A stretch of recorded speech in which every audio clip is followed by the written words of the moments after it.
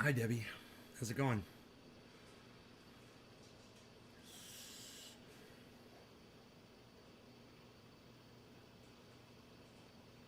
Hey, hippie chick. Hello. How are you? Natan Ranjbar. Hello. Good morning. How's it going, buddy?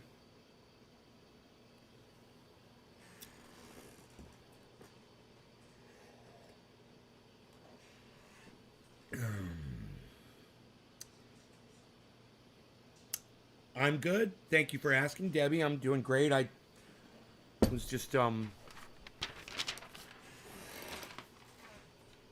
a late night show last night, so I'm just getting my start right now.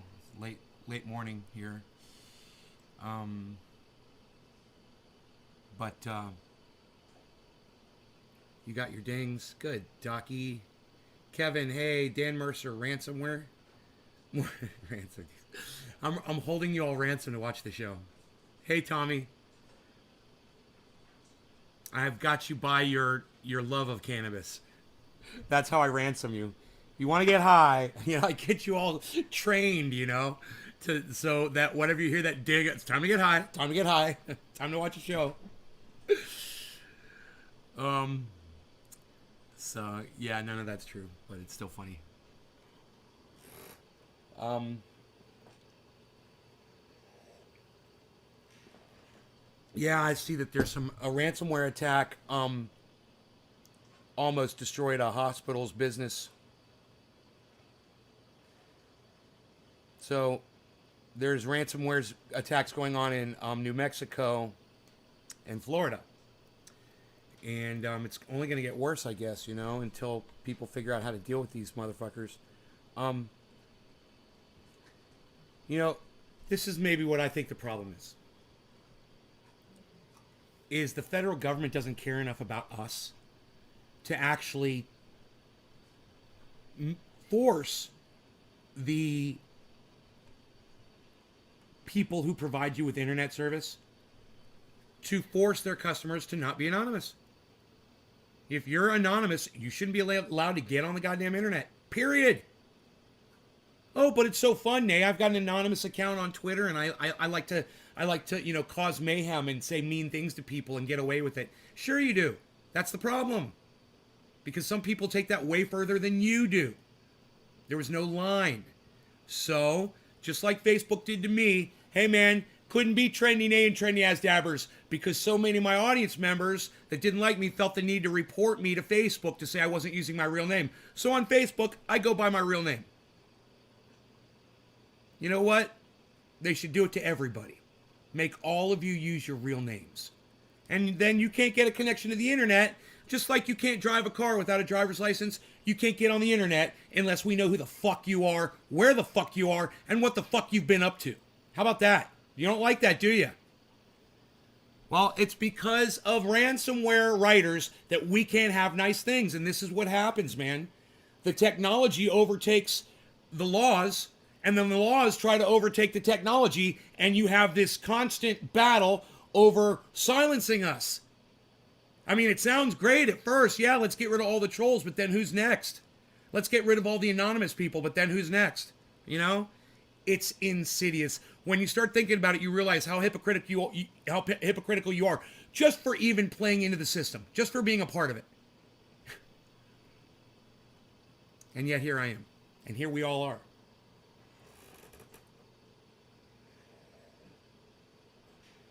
There's Dan Mercer says there's been a lot of cyber attacks on a lot of Ukrainian infrastructure. Looks like Moscow's getting ready to move. I don't know, man. We did this to ourselves. I can't be on Facebook as cocksuckery MC bitch bitch.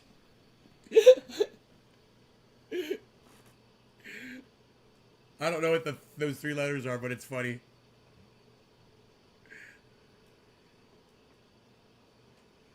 Anyhow,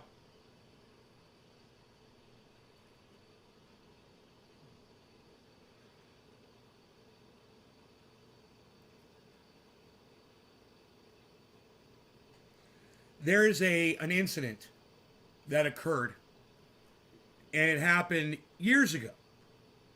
And it was Israel and the United States federal government working together to hack Iran and their nuclear subterfuges. Right? You guys might not know anything about this virus. Let me explain to you what happened. The United States and Israel created a virus. Okay? They released it on Iran. And they caused their centrifuges to spin so fast that they started blowing up. It's not safe.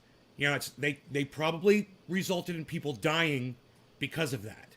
Iran doesn't reveal what goes on internally over there, but you know, you can just assume when you're speeding up centrifuges and you got scientists in the building trying to figure out what the fuck is going on, there's probably going to be some folks dying from that situation. Right? That is an act of war. The United States and Israel attacked Iran, and we did it on a scale of any other war would be considered an attack. It would be an act of war when you attack someone's ability to create energy in their country. You know, just like Osama bin Laden attacked our ability to do business in this country when he slammed those planes into the World Trade Center. Right? He's attacking the infrastructure of the country because he knows it's going to hurt everybody. Well, that's what the United States and Israel decided to do to Iran, who had nothing to do with those 9/11 attacks, by the way. That was Saudi Arabia. Just so nobody's getting confused here. Now, I don't want you guys to lose track of the score. So Iran, they decide, hey, you know what? Fuck the rest of the world. We're going to start doing viruses now. And who do you think they're going to release those viruses on? Maybe the people that attack them? You know? You don't think they have the ability to, but I'm telling you, they're already doing it. And I'm telling you, this has been planned for years, because when a country attacks another country and says, give me a second here. When a country attacks another country and says, you know, all of our pleasantries are off the table, the country that gets attacked, they're going to retaliate. And, you know, this Israel and the United States are sitting there fucking filing their nails, you know, polishing their nails on their chest, thinking they really got away with something here. But here's the problem. The fact that Iran doesn't go public with when they get attacked by people doesn't mean they're not responding at this very moment. And I promise you, they've been responding. They're not going to sit there and take it. They're a country. You know, they've got resources too. They've got programmers there too. They've got coders. They're writing the goddamn viruses as we speak. What's going on in New Mexico and what's going on in, mark my words, what's going on in Florida, those ransomware viruses, how much you want to bet they're coming out of places like Iran? How much you want to bet they're coming out of places that Iran is sourcing out all of a sudden? So next time you open up the news, you know, and you see something like this,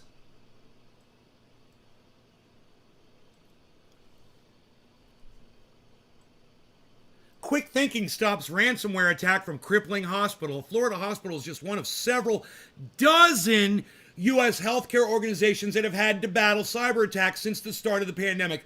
Don't you think for one second that this is not of our own doing. All right? Don't play the victim until you realize that we are the ones that started this. We are the bullies. All right? Remember that. We're not the victims here, guys. We're just getting what we've asked for. Our chickens are coming home to roost. That's what that means. We planted those seeds years ago in Iran, and they've grown up, and you know what? They're nasty plants, and they're coming back to get us. Nasty fucking vines. They're going to crawl all over our internet, and they're going to take us down. They're going to destroy us. These first attacks, hospital, what's going on with schools in New Mexico, I guarantee you, those aren't right-wingers, man. Those guys couldn't code a little green page to say hello on a PC to save their fucking moronic lives.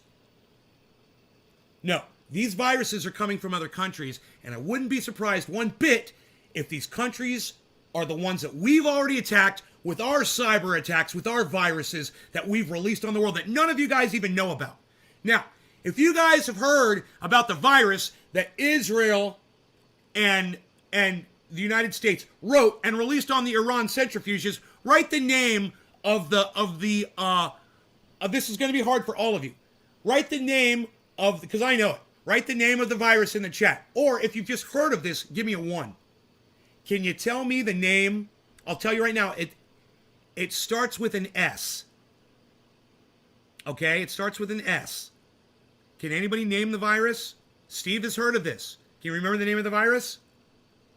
It kind of sounds Russian. The name of the virus kind of sounds like a Russian virus. Kind of funny, it was invented by fucking Israel and the United States, and they make it seem like it's Russian.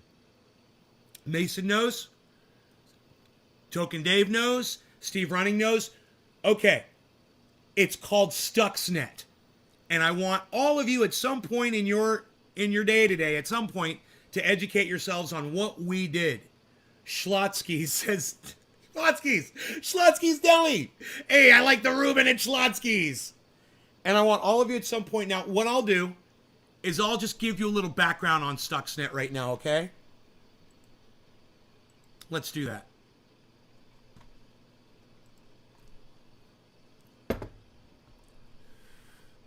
I'm just going to go to YouTube and I'm going to type in Stuxnet. That's it. And it comes up Stuxnet documentary. Stuxnet. Stuxnet. One word. 0 Days was the name of the production. Right? It's a documentary. I don't know if I could show any of that on here. But there are shorter versions of the story. Here's a trailer for 0 Days is the name of the show. 0 Days. You can watch it for free on YouTube right now. 0 Days. I should be able to show it to you on a YouTube channel, right? Because it's on YouTube. That's how stupid those engineers over there at YouTube are. Why should I be able to promote another YouTube production on a YouTube channel? Wouldn't more of you want to go see that show if I showed you a little bit of it on here? Maybe you'd want to go show it to more of your friends. How stupid are they at YouTube? It's not a copyright violation. It's me advertising for you. Free advertising. I think this is going to be a 2-cup of coffee show right here, son.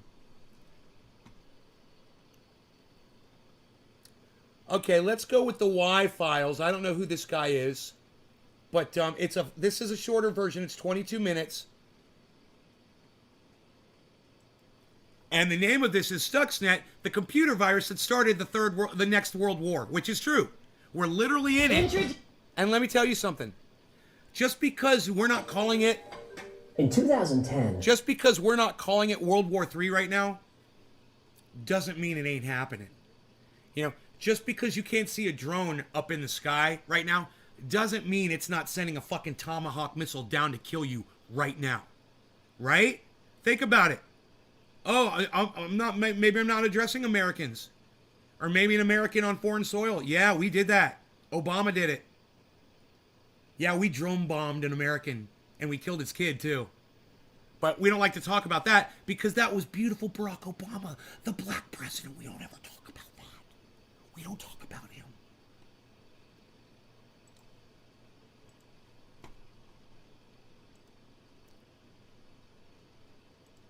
A computer virus was discovered in thousands of the control systems that operate factories, power plants, and nuclear reactors around the world. And this virus was 20 times more sophisticated than any malware ever recorded. It could halt oil pipelines, destroy water treatment plants, and bring down entire power grids. This virus was called Stuxnet. And it was released by Israel and the United States on Iran, and it caused them to speed up their centrifuges to where they would blow up, and it put a huge rod into the gears of Iran's nuclear program. Which, by the way, if you remember correctly, Donald Trump took the money back from Barack Obama that we were giving them. And I have a feeling some of that money that we were giving Iran was to pay for some of the damages that we did. I wouldn't be surprised. I don't know. It was a lot of money. And Donald Trump took all the money back. And now we've got a new age of viruses that are going to be released on the world because of us. Not because Donald Trump took the money back from Iran. I'm not blaming him.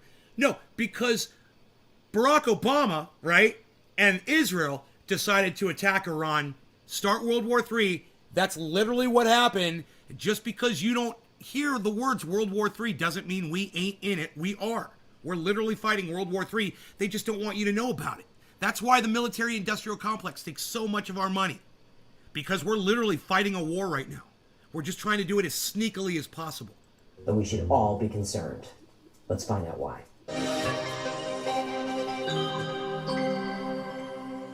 In January 2010, inspectors from the International Atomic Energy Agency were visited. You guys, 2010.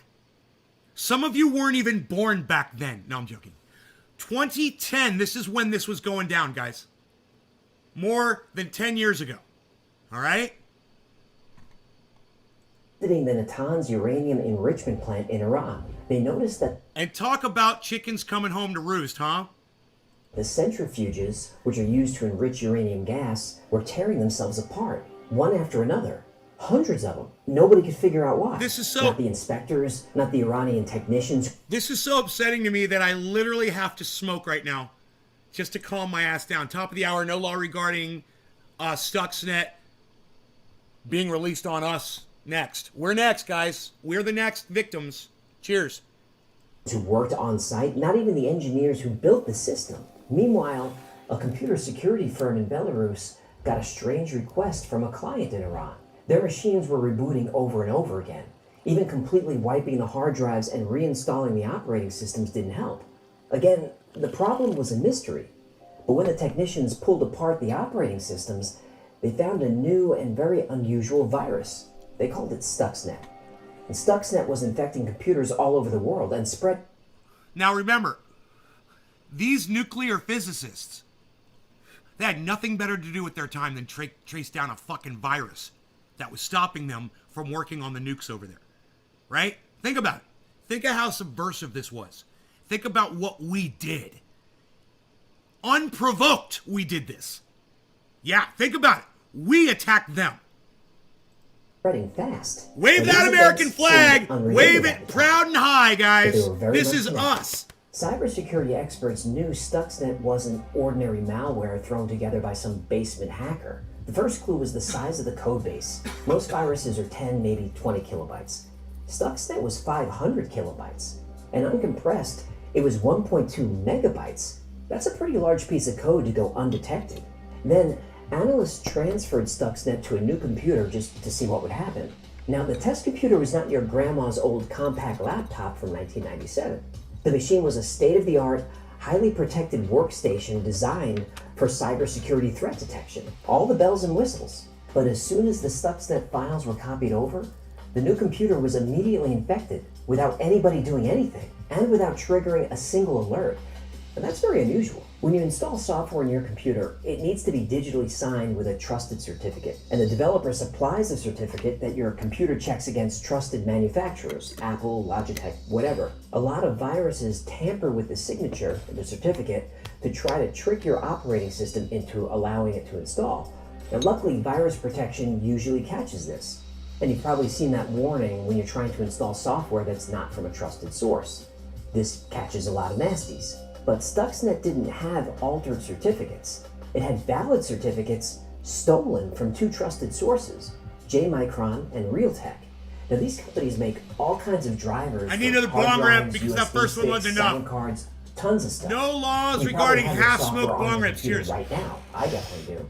And when the creators of the Stuxnet worm signed their files with a stolen cert, they wanted to make sure that Windows would install it very quietly, without any warning. And if anyone bothered to look at the cert, they wouldn't care because it was valid. Now, stealing a valid digital signature is like trying to rob a bank vault that's locked inside another bank vault. The security around them is sci-fi spy movie level stuff. They had to physically steal the certificate from inside these companies. That really doesn't happen, but it happened. Some more digging around, the code showed that as soon as Stuxnet infected a computer, it started probing the system, looking for flash drives, USB sticks, and other storage devices. And because of the signing certificates, Windows happily allowed it to do so. Steve says, damn CIA bastards. Is one of the Mason says, don't a lot of most government dangerous PCs run on kinds of super software old vulnerabilities. And it was at this time that they went from curious and amazed super old to fearing code? for their Yes, lives. they do. Look, I'm not suicidal. If I show up dead on Monday, you know, it wasn't me. What security experts had discovered is Did you guys see that guy worked for Simon Tech? You saw that? You saw that, right? He works for one of the largest antivirus companies on the planet. called a zero-day exploit. And it's called this because when a vulnerability is unknown to the software developer and Microsoft and the antivirus community and the rest of the world, that means there are 0 days of protection against it. Nobody knows about a zero-day vulnerability except the attacker exploiting it. A 0 day is so rare and valuable that you can actually sell it on the dark net. 2.3 billion? Oh my God, Mason. Not a good idea. It's not. Think about this. Cybersecurity companies research over 12 million viruses a year. Dude, I just realized that fish is sitting there watching him. He's got like an animated fish. I didn't even realize that. I didn't even look at the fish until just now, until it started talking. Wars make the super rich richer. And COVID biological. Yeah. It you know, they've turned it. They've weaponized COVID, bro. A lot of people want to call it the plan. I'm gonna say it was just an event of convenience. Okay, I don't think they were smart enough to plan this one, bro. But yeah, once it happened, sure, they're capitalists. What do capitalists do? They seize on opportunities. What was the fucking the bug? An opportunity for people like Bill Gates to make billions of dollars. Absolutely. Are they capitalized on it? Yeah. Do I think they're smart enough to have started it? No. Funnily enough, the last time I was at the local emergency room, I noticed they were running fucking Windows XP. You know, how funny would it be if the billionaires started dying from this motherfucker? How funny would that be? And they start calling it the billionaire virus. It'd be so funny if there was a new variation of it that came out, because they said what's wrong with Omicron. You guys heard this one? This is really bad. What's bad is because it's so spreadable and it's not dangerous and we're spreading it around so much that there are going to be multiple mutations and they're not necessarily going to be nicer variations. They could totally go back the other way and become killers with that variation's ability to spread like peanut butter. So think about that, folks. You know, before you go running around out there. I noticed they were running fucking Windows XP. Huh, that's smart. I love Windows XP. It's my favorite operating system. Here. And in that time, they might find maybe 10 or 12 zero-day exploits. It's a once-in-a-million occurrence, but Stuxnet contained 4 zero-day exploits. This is unheard of. It never happened before, and it hasn't happened since. Eventually, it was discovered that Stuxnet wasn't trying to... He looks like Marty's father. He looks like Marty's father from Back to the Future. McFly. He looks like Mr. McFly. Marty McFly's dad. Right? to steal passwords or data. It was actually targeting the software on Siemens programmable logic controllers called P. And if you guys never saw the drama that went on between that actor and the producers at Back to the Future, when they did the second one or the third one, and they cut him out of the movie, right? And they used a digital representation of him in the movie, and he was able to sue them because they literally digitized him into the fucking movie. And he sued them. I don't know if he won the lawsuit. It's a very interesting thing. You can watch that on YouTube. You know, here I am promoting yet another video on YouTube for them, right? And yet I get in trouble with strikes, you know, for showing you guys more YouTube material that you can go see on YouTube. Right? Fucking Restream. I mean, the re-engineers over there at YouTube. PLCs. Now, PLCs are small computers used in factories and industry that control pretty much everything. Assembly lines, water pumps. Wait. Talib and Enoch say, that's what I was about to say, that's what I was thinking. What were you guys about to say? What were you thinking? Let me know. I don't know what you guys were going to say. Power plants, and nuclear refining. Critical infrastructure runs on PLCs. If you can hack a PLC, you can take down an entire country without firing a single shot. Now this had people very nervous because industries all over the world were reporting their PLCs were infected. Oh really? with You thought that Stuxnet, too? But it was just sitting there. Nobody knew what it was going to do. You saw or that when. too? Was the power grid just going to turn off? Was water or gas going to stop flowing? No, nobody knew. It felt like a ticking time bomb.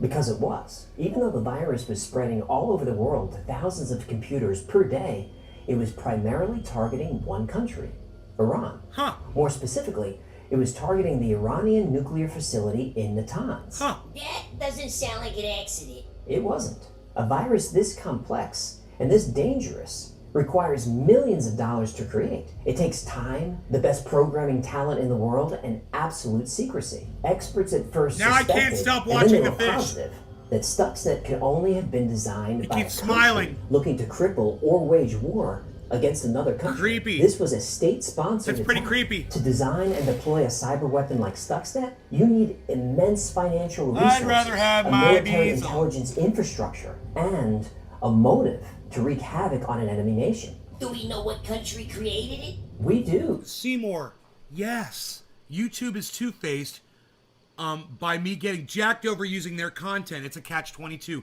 Exactly. I'm promoting a YouTuber right now. You know who this guy is? This guy is the Y-Files. It says it right there on the screen. It says WF question mark in the corner. There, I'm promoting him while I'm showing him to you. There you go. Go check him out. Go subscribe to his channel. He's only got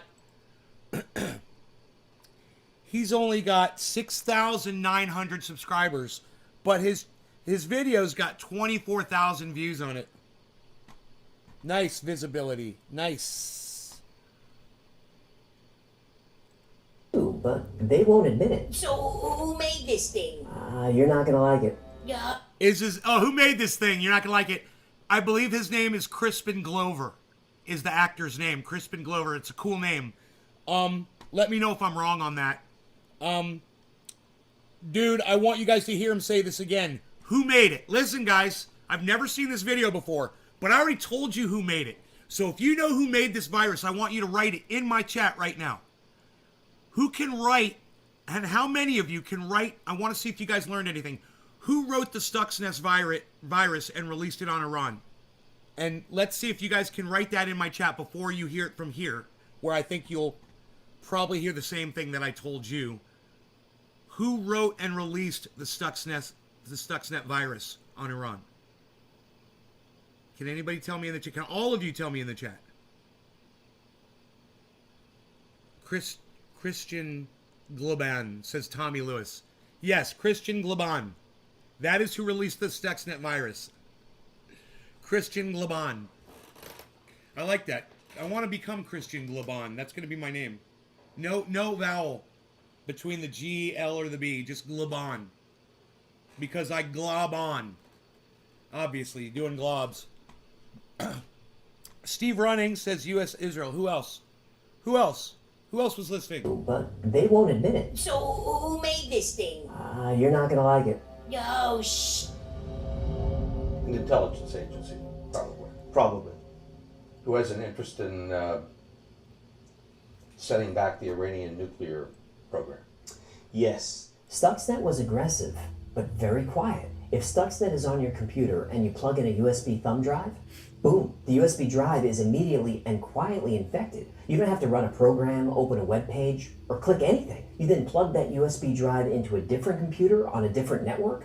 Boom. Every machine on that network is infected. And this is exactly what happened in Iran.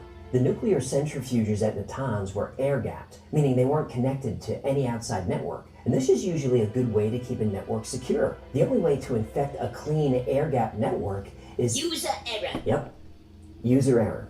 Outside contractors who were brought in to work on the Iranian nuclear facility in Natanz had also brought Stuxnet in through infected USB drives. And once Stuxnet was in, it deliberately targeted the Siemens PLCs, which operated uranium enrichment equipment. So these PLCs control the rate of spin in a nuclear...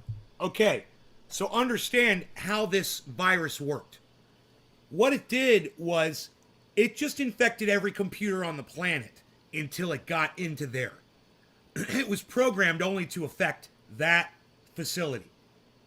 But it couldn't affect that facility until it just seeped into it. And if they infected every computer on the planet, sooner or later, somebody was going to bring it in there. You know, they may not have even sent someone there with the fucking virus to do this. They may have just done the math and figured out how long it was going to take for that thing to just seep in. Wow. I bet security measures have really changed massively in that Iranian nuclear facility. I mean, think about that. Now, who do you think is more prepared to fight off a virus attack? The United States? Or Iran, who's had to deal with this for the last 10 years, man? You think they've learned a thing or two? Gussie, listen, I don't know how to tell you this, Gussie, okay? So I'm just going to say it.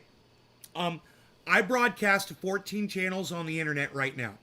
You can subscribe to all of my Facebook channels. You can subscribe to all of my YouTube channels. And you can turn your notifications on for Twitter. You can turn your notifications on for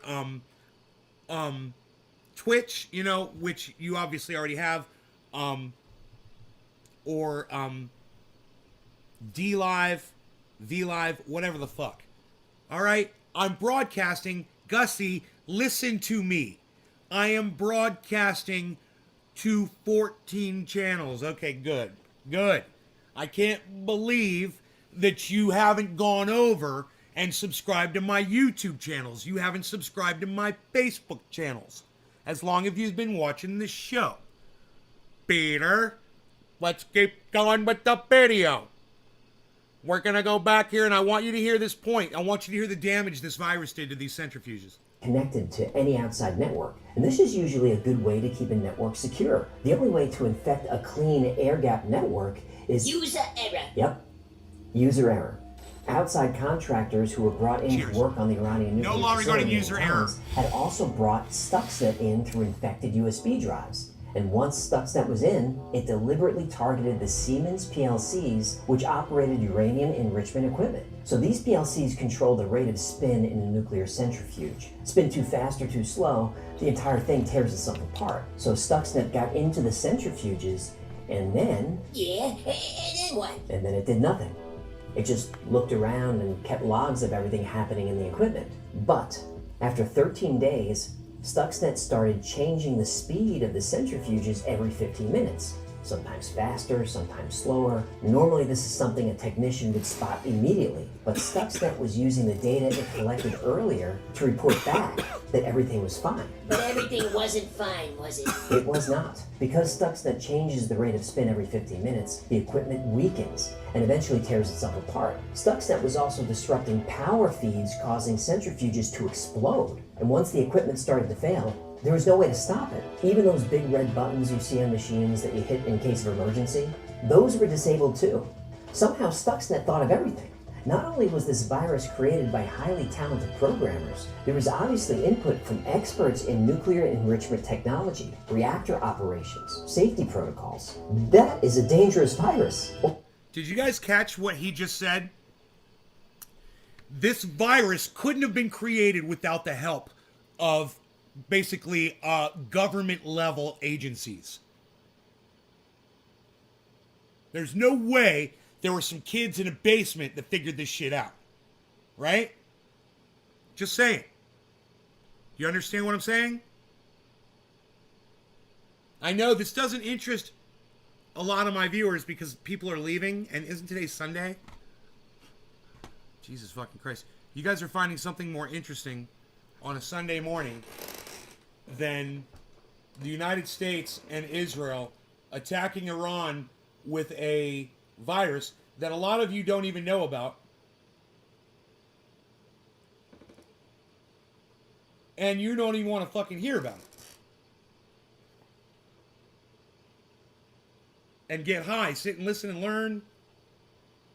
It's amazing to me. Boy, oh boy, oh boy. I wonder who those people are.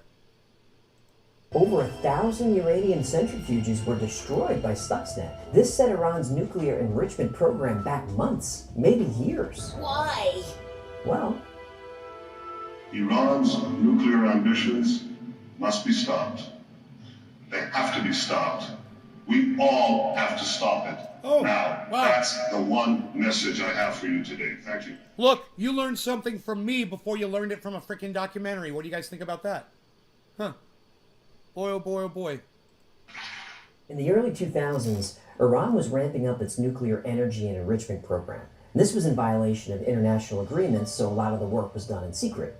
Also a violation. Now, Iran argued that it had a right to pursue nuclear energy, but U.S. and Israeli intelligence agencies suspected Iran of using its civilian nuclear program as cover for weapons development. So the U.S. imposed sanctions and all sorts of other things to try to pressure Iran to slow down its nuclear program and deal. But even with Stuxnet and other setbacks, Iran kept enriching uranium. They said that they needed nuclear power to provide energy to the population. Tommy Mosner, I've already learned about this myself personally, but hearing it again, I'm re-educating myself on it, and I'm learning too. You know, I don't understand. I really wish when these people that are leaving, that are walking out, man, I really wish that they had more of a desire to educate themselves. All it's proving to me is, wow, there's half of my audience, basically, because that's who just walked out, about half my audience, isn't concerned about the fact that we're literally in World War III right now. This is going on right now. And, you know, we're going to go back to the live, to the CNN feed. I'm going to show you the articles of all of these fucking viruses all of a sudden.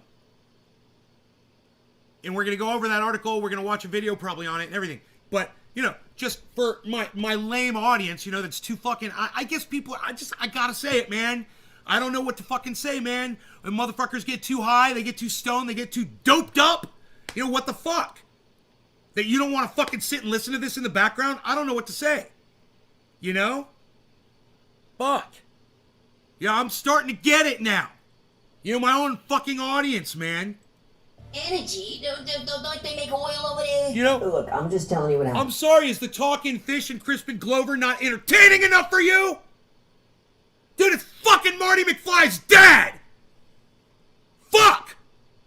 But I'm not taking sides. This isn't... I need another cup of coffee. Fine, go ahead. So every time Iran agreed to suspend Obviously. its enrichment program, diplomatic talks would break down and they would go back to work. Then they would stop again and start again, and it went on like this for a while. But then the CIA received thousands of pages of documents indicating that Iran was modifying the nose cone of a missile to carry a nuclear warhead. Oh no. Oh yes. Then it was discovered that Iran had acquired and hidden from inspectors blueprints for more advanced centrifuge tech. Iran claimed that these documents were forged, but later admitted that they had secretly imported equipment from a foreign source. Now by this time, Israel was getting fed up and threatening military action. Now, bombing Iranian nuclear facilities might have been a short-term solution, but almost certainly would have led to war in the region and perhaps globally. Oy vey, not another war. Yep, another war. So the U.S.'s intelligence community, including NSA, CIA, and the newly formed U.S. Cyber Command, got to work on what they called Operation Olympic Games. Olympic Games was a campaign of cyber intrusion, disruption, and sabotage of Iranian... Wait.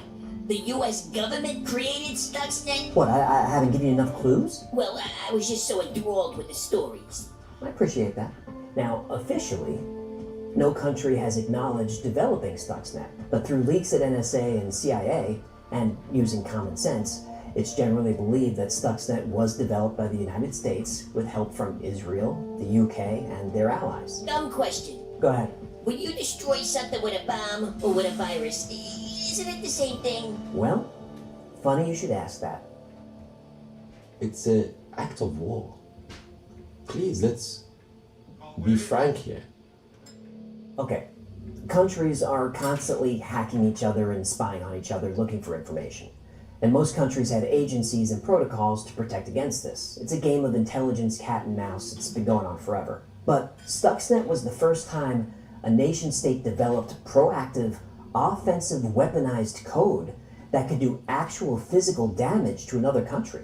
If a nuclear reactor could be destroyed from the inside, what other real-world damage could Stuxnet or other malicious code do? If you attack a power grid or water supply, lots of people are going to die. So Iran felt like this was not a simple covert act of espionage, but a blatant act of war committed by the US and its allies. But what did they do about it? Well, what would you do? Fight back? And that's exactly what they did. Iran sent out a virtual call to arms and quickly built one of the largest state-sponsored hacker groups in the world. They got to work. They attacked Saudi Aramco, the largest oil company in the world, and destroyed every computer they had. 30,000 machines' hard drives were wiped clean. This is Phone where lines my were down. fucking tax Email dollars go. offline. It was a nightmare. You know, my tax dollars went to fucking start World War III. You understand that? And did you hear what he said? He said, if they can attack a nuclear centrifuge, what else can they do? He says they can attack anything. And now, let's go here. Let's go here. CNN breaking news. Quick thinking stops ransomware attack from crippling hospital. Florida Hospital is just one of several dozen U.S. healthcare organizations that have had to battle cyber attacks since the start of the pandemic. Cyber attacks close schools and disrupt local jail in New Mexico. Wow, look at all of the fucking headlines. Now, do you want to know what I said? Yeah, that's true, Gussie, what you just said about Ben Norton. You want to know what I said about this months ago when I covered this? I said, just wait. It's just a matter of time before you start seeing headlines about attacks here in the United States going on all over our country. I literally said that in a live stream. Now, like in the Ben Norton, I went back, I found the video, and I literally found me say what I said about Ben Norton, and I was right, of course. And if you go back and you find the video of me talking about Stuxnet, and you'll find it, you'll hear me say this. You'll say, we're fucking psychotic, we started World War III, and now they're going to start attacking our infrastructure. So, here. It was approaching midnight. This is just the first trickle in. But just wait. It's going to get way worse. This is just the start, guys.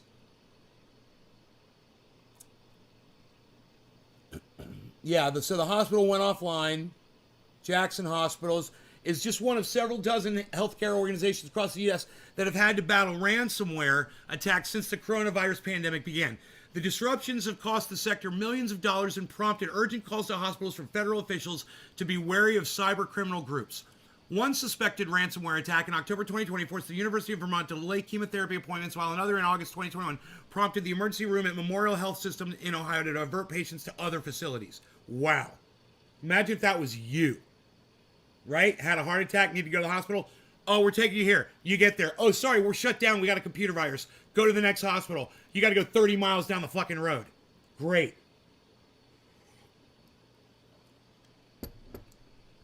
In the early minutes and hours of a ransomware attack, hospital cybersecurity teams are on the front lines of the response. Help, because they got nothing better to do. Just like I was saying about those nuclear physicists over there in Iran. They had nothing better to do than deal with a fucking viral attack on their computer. While they had life going on. And if I was Iran, I would want to reciprocate. Now, I can't use the language that I'd like to right now.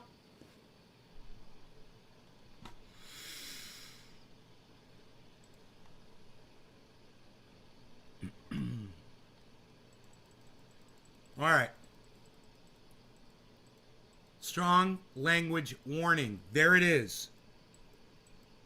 Okay? But,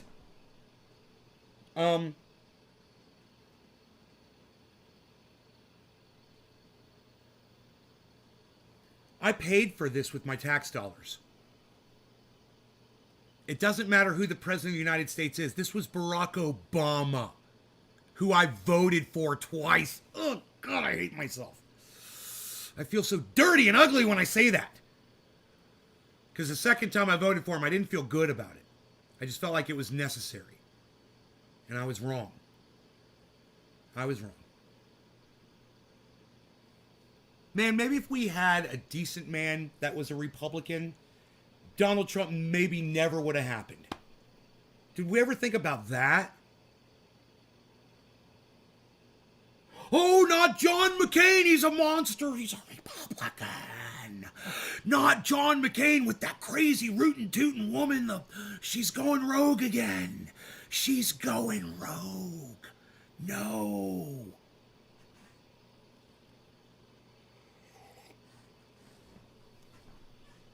But I digress.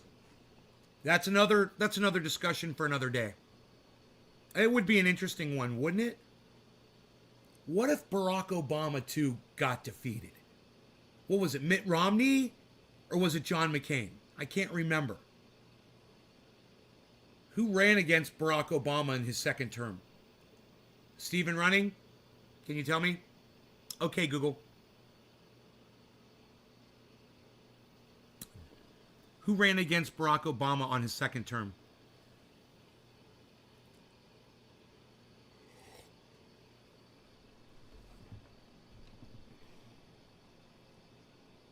Mitt Romney. Would Mitt Romney have been that bad after we've had Donald Trump, guys? No, it was Mitt Romney.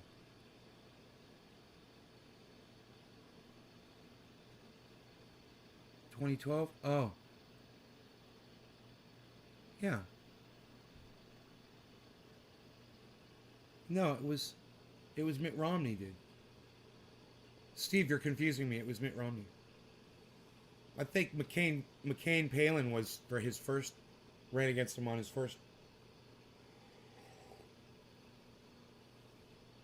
That would have been like Don't Look Up, having Sarah Palin in there.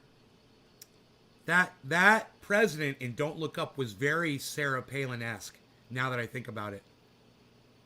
You know? Kind of a, you know, sex scandal magnet.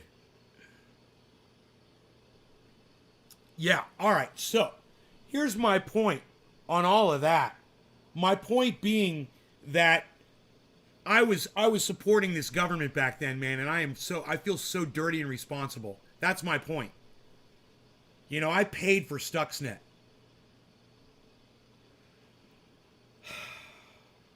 You know, and I feel bad about that. We started World War III, guys.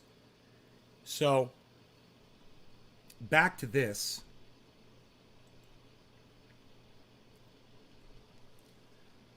Jackson Hospital's just one. We went through this. Prompted emergency room memorial. Okay, divert patients. Right. In the early minutes and hours of a ransomware attack, hospital services are on the front lines. Right. Yet, hospitals don't often publicly discuss how quick thinking and preemptive action can be the difference between containing a hack and having it spiral out of control. For Hussey, it's meant minimal sleep since Sunday and the weight of a 600-person staff at Jackson, depending on IT team of about a dozen to get hospital computers up and running again. The new guy I just hired is a cybersecurity graduate, so we broke him in really early. He quipped. Through Hussey's team act quickly, though Hussey's team acted quickly, Jackson Hospital's IT systems haven't come away completely unscathed. We'll keep going here. 134 publicly reported ransomware attack incidents involving healthcare organizations just in 2021, up from 106 the last year. So they're increasing, but luckily they're not increasing exponentially. That's good, but they're increasing. You know, this is just the beginning. Just wait, man. You know, wait until Iran decides to shut down the United States federal government, you know, their computers. This is probably why they use old operating systems, you know, to try to lock out some of this new technology. But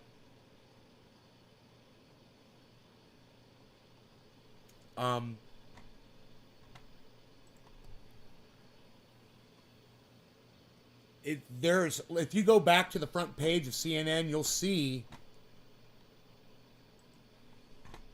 all of these articles now underneath. 5,000 school websites affected by ransomware attack. Hackers breached Florida healthcare system, potentially exposing data on 1.3 million people. Here's everything you need to know about ransomware. There's a video. 5,000 schools affected by ransomware. Can you fucking believe that?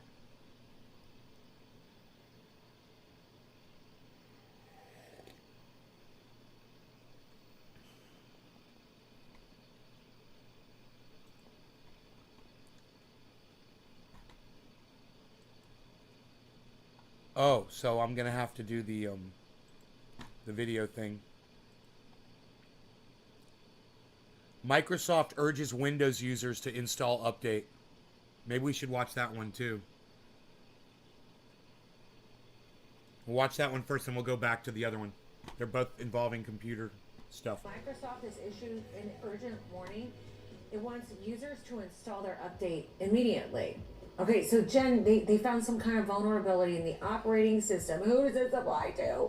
Anyone Load some Lenny, thank you. Windows, so you want It's to only half full. immediately install a security update. Sometimes that just means you can reboot and your computer will do it yourself, especially if your computer is even saying to you, it wants to update. Can we update now? That's what my computer was doing this morning. Microsoft just put out this urgent security warning after they found this vulnerability. Think of it as like a backdoor into the software. I like to say that, and a criminal can just break right in.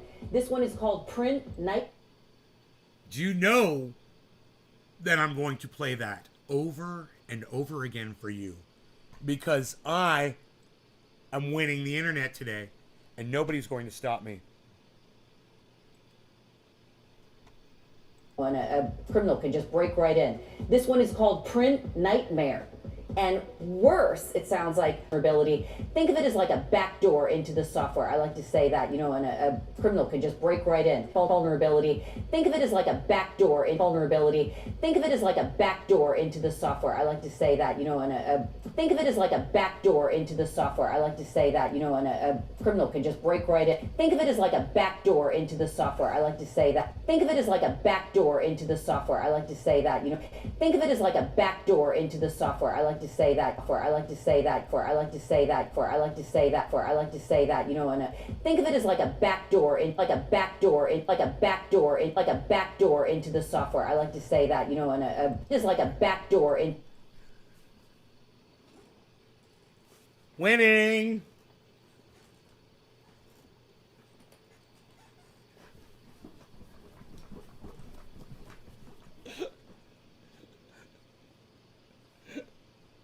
Winning the internet today with that one. I mean, that is just a fantastic piece of video. That is a fantastic piece of video. Let's move on. Into the software. I like to say that, and a criminal can just break right in. This one is called Print Nightmare.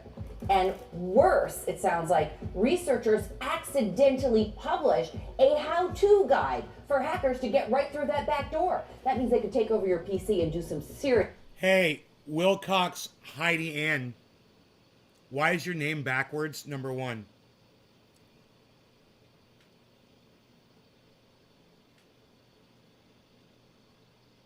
You consider no human. What does that even mean, Heidi Ann? What does consider no human mean? You guys, everybody look at this right here. Everybody look at this right here on screen. Everybody read this. Read this. Everybody read this. It's very important that you all read this. Heidi Ann needs a hug. She's come to the right place. Heidi, do you need a hug today? Hey, man, let's give a hug. Let's have a new segment. It's called Give a Hug to Someone Who Needs It. Heidi Ann, This hug's for you. That hug's for you, Heidi. I know you needed a hug. That's from all of us to you. Wanting you to click on virus removal where they suck elderly people to give back and credit card information. All right. Serious damage. It affects Windows 10 and Windows 7.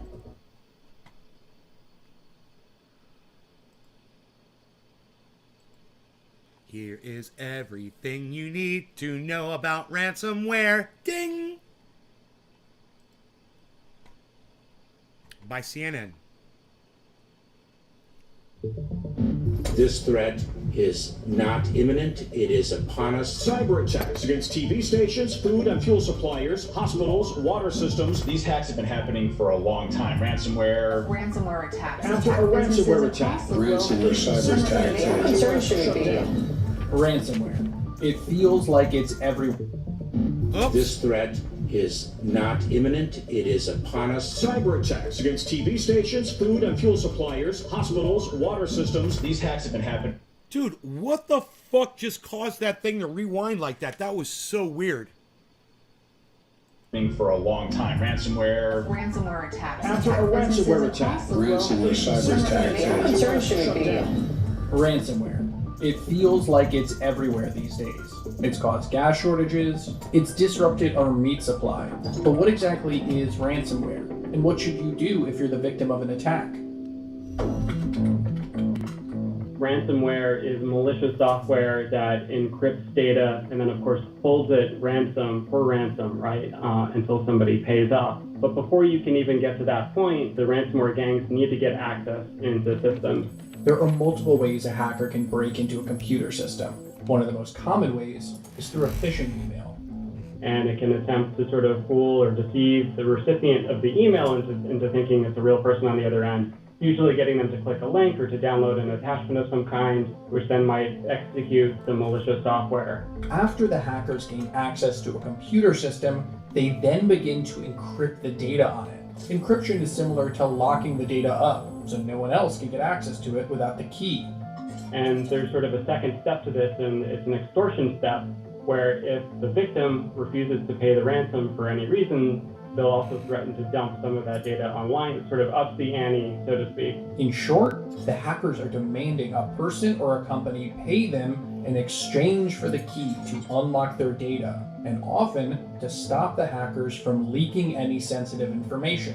A study of ransomware attacks in the first quarter of 2021 showed that professional services like law firms, the public sector like schools and governments, and the healthcare industry all were targeted by ransomware attacks the most. I would say that the trend has generally moved towards hitting larger organizations that have deeper pockets, for example, or the types of organizations that typically have very sensitive data. This is a Russian criminal group. It's originating in Russia. It's called DarkSide. Catching criminal hackers is tough.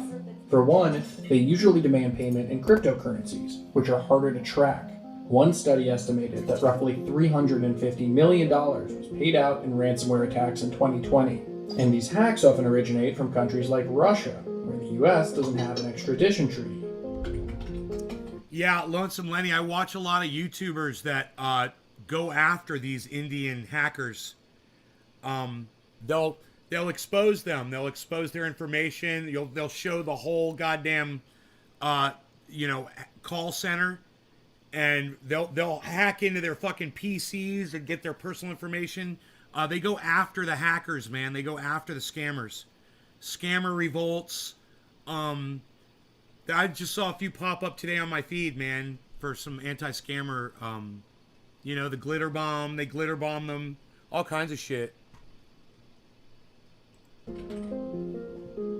Experts recommend strengthening your IT infrastructure by keeping systems up to date, by patching security vulnerabilities, monitoring for phishing emails, and having a plan for when a ransomware attack does occur. Companies can also buy insurance specifically for cyber attacks. It would help to have a mentality that at just some point you're going to get hit by one of these things, and you need to know what your next move is and what you're going to... Dude, they need to do fucking hacker insurance for people. for individuals. You come up with that, you'll be a fucking billionaire. You know? Wow. To do and to think about, especially how you would recover from an incident of this kind. Hackers can often demand high price tags to get your data back. Right, Killer Colonial TV? Pipeline says it paid $4.4 million to hackers who held their systems at ransom. JBS is one of the world's largest food companies, and it says it paid out $11 million in response to a ransomware attack. The US government encourages people not to pay the ransom, since that could encourage more attacks. There's also no guarantee that attackers won't just release the data once the ransom is paid. The big question is, so what do we do next? Law enforcement can only do so much, and it might actually come down to negotiating with foreign countries like Russia. It's also possible that the United States military might step in here at some point and play a greater role in defense of the private sector, and so it's another possibility going forward. Wow. That is scary, man. Yeah, I know, they get mad. Dude, sometimes they'll get one to fucking turn in the other ones, you know? Or to admit what they do, or to just totally expose the whole scam. Is an augmented reality platform. In order for that to work, it's got to have a system to run on. That's Supermicro's server platforms, whether it's cloud or edge or anything in between. Oh, shut up. Nobody even cares about that anymore, Bal. The guy with the talking fish, though, huh? Crispin Glover and the talking fish. Do you guys like that?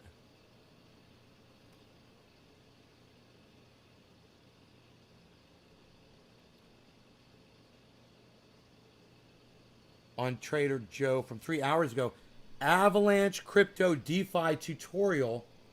Dude, he just did earn insanely big yields on Trader Joe. He just did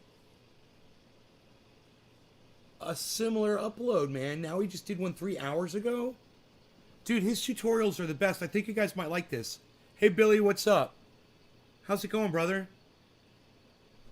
I still got Cafefe. Yes, I do. We got Lark Davis. In today's video, I want to show you how to earn some pretty gosh darn sweet yields by using decentralized finance over on Avalanche, which is a great blockchain to be using with very low fees, a nice user experience. I'll be showing you how to use the Trader Joe application to do swaps as well as to earn some I wasn't using good Trader yield. Joe. My name is Lark. Every day I make videos talking about cryptocurrency investing, so if that is a topic you'd like to learn some more about, maybe just stay up to date with, then you should definitely tap on that thumbs up button to show me and YouTube that you appreciate this kind of content. By the way, every single week my team and I produce Wealth Mastery. This is a cryptocurrency investor report designed to help keep you ahead of the curve in this fast. Oh no, this is a re-upload? Tutorial for Trader Joe here. I would just like to say, wait, it's the same risks picture. Abound. He did this on the last Anytime you one. leave the safe space of Coinbase, for example, With the shark. you enter Deja into vu. a world of different kinds of risks. Deja There's a vu lot on the Lark happening out there Davis. in the crypto space that can see Getting the goddamn deja vu. contract hacks. I love that shark, That man. happen Look on at that. decentralized That's finance evolution platforms. right there, You can son. get your crypto Dude. all stolen by clicking on a phishing. Think of how many more years that thing right there evolved beyond what humans have. And that dumbass Chris, whatever the fuck over there on MSNBC, I can't think of his last name.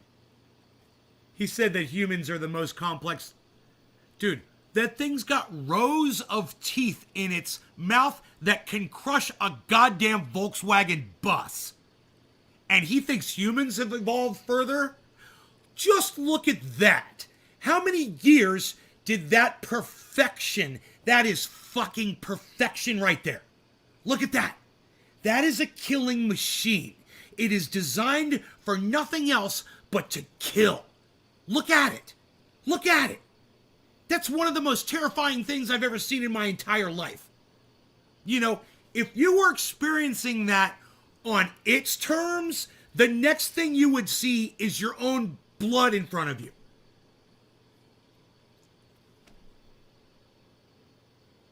You're just food to that thing. And Chris Hayes from MSNBC thinks that we're the most evolved. Hey, Chris, take a swim with one of those. You tell me what's more complex, okay? When that thing's eating you. You tell me Chris, tell me which thing is more complex. I'm just kind of, Steve Running, thank you for keeping up and playing ball with the chat. Slow motion,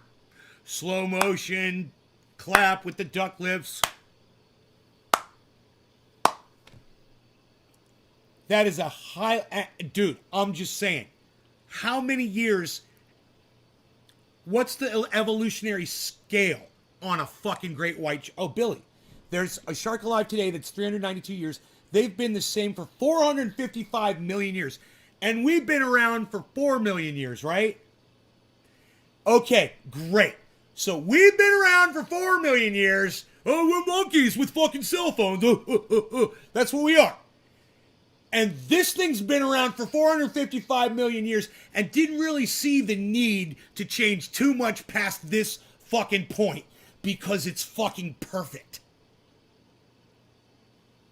You know, it's like honed. It's like polished. And we're like a lump of coal. You know? How is Chris Hayes going to compare something that's been around for 4 million years and say it's more complex than something that's been around for 455 million years? Thank you for that, Billy. That's what I'm talking about, son. Where do I start sending the checks? We're the meat in the meat grinder in the shark world. Link or whatever it might be. So just be aware there are risks, and when we come to yield farming, there's also the extra risk of impermanent loss. That means that by, let's say you put $1,000 into a yield farm, when you go to take that money back out of the yield You're farm, on YouTube. Hey, significantly less than thank you, Gussie. Initially put in due to the moving dynamics of a two-sided liquidity position.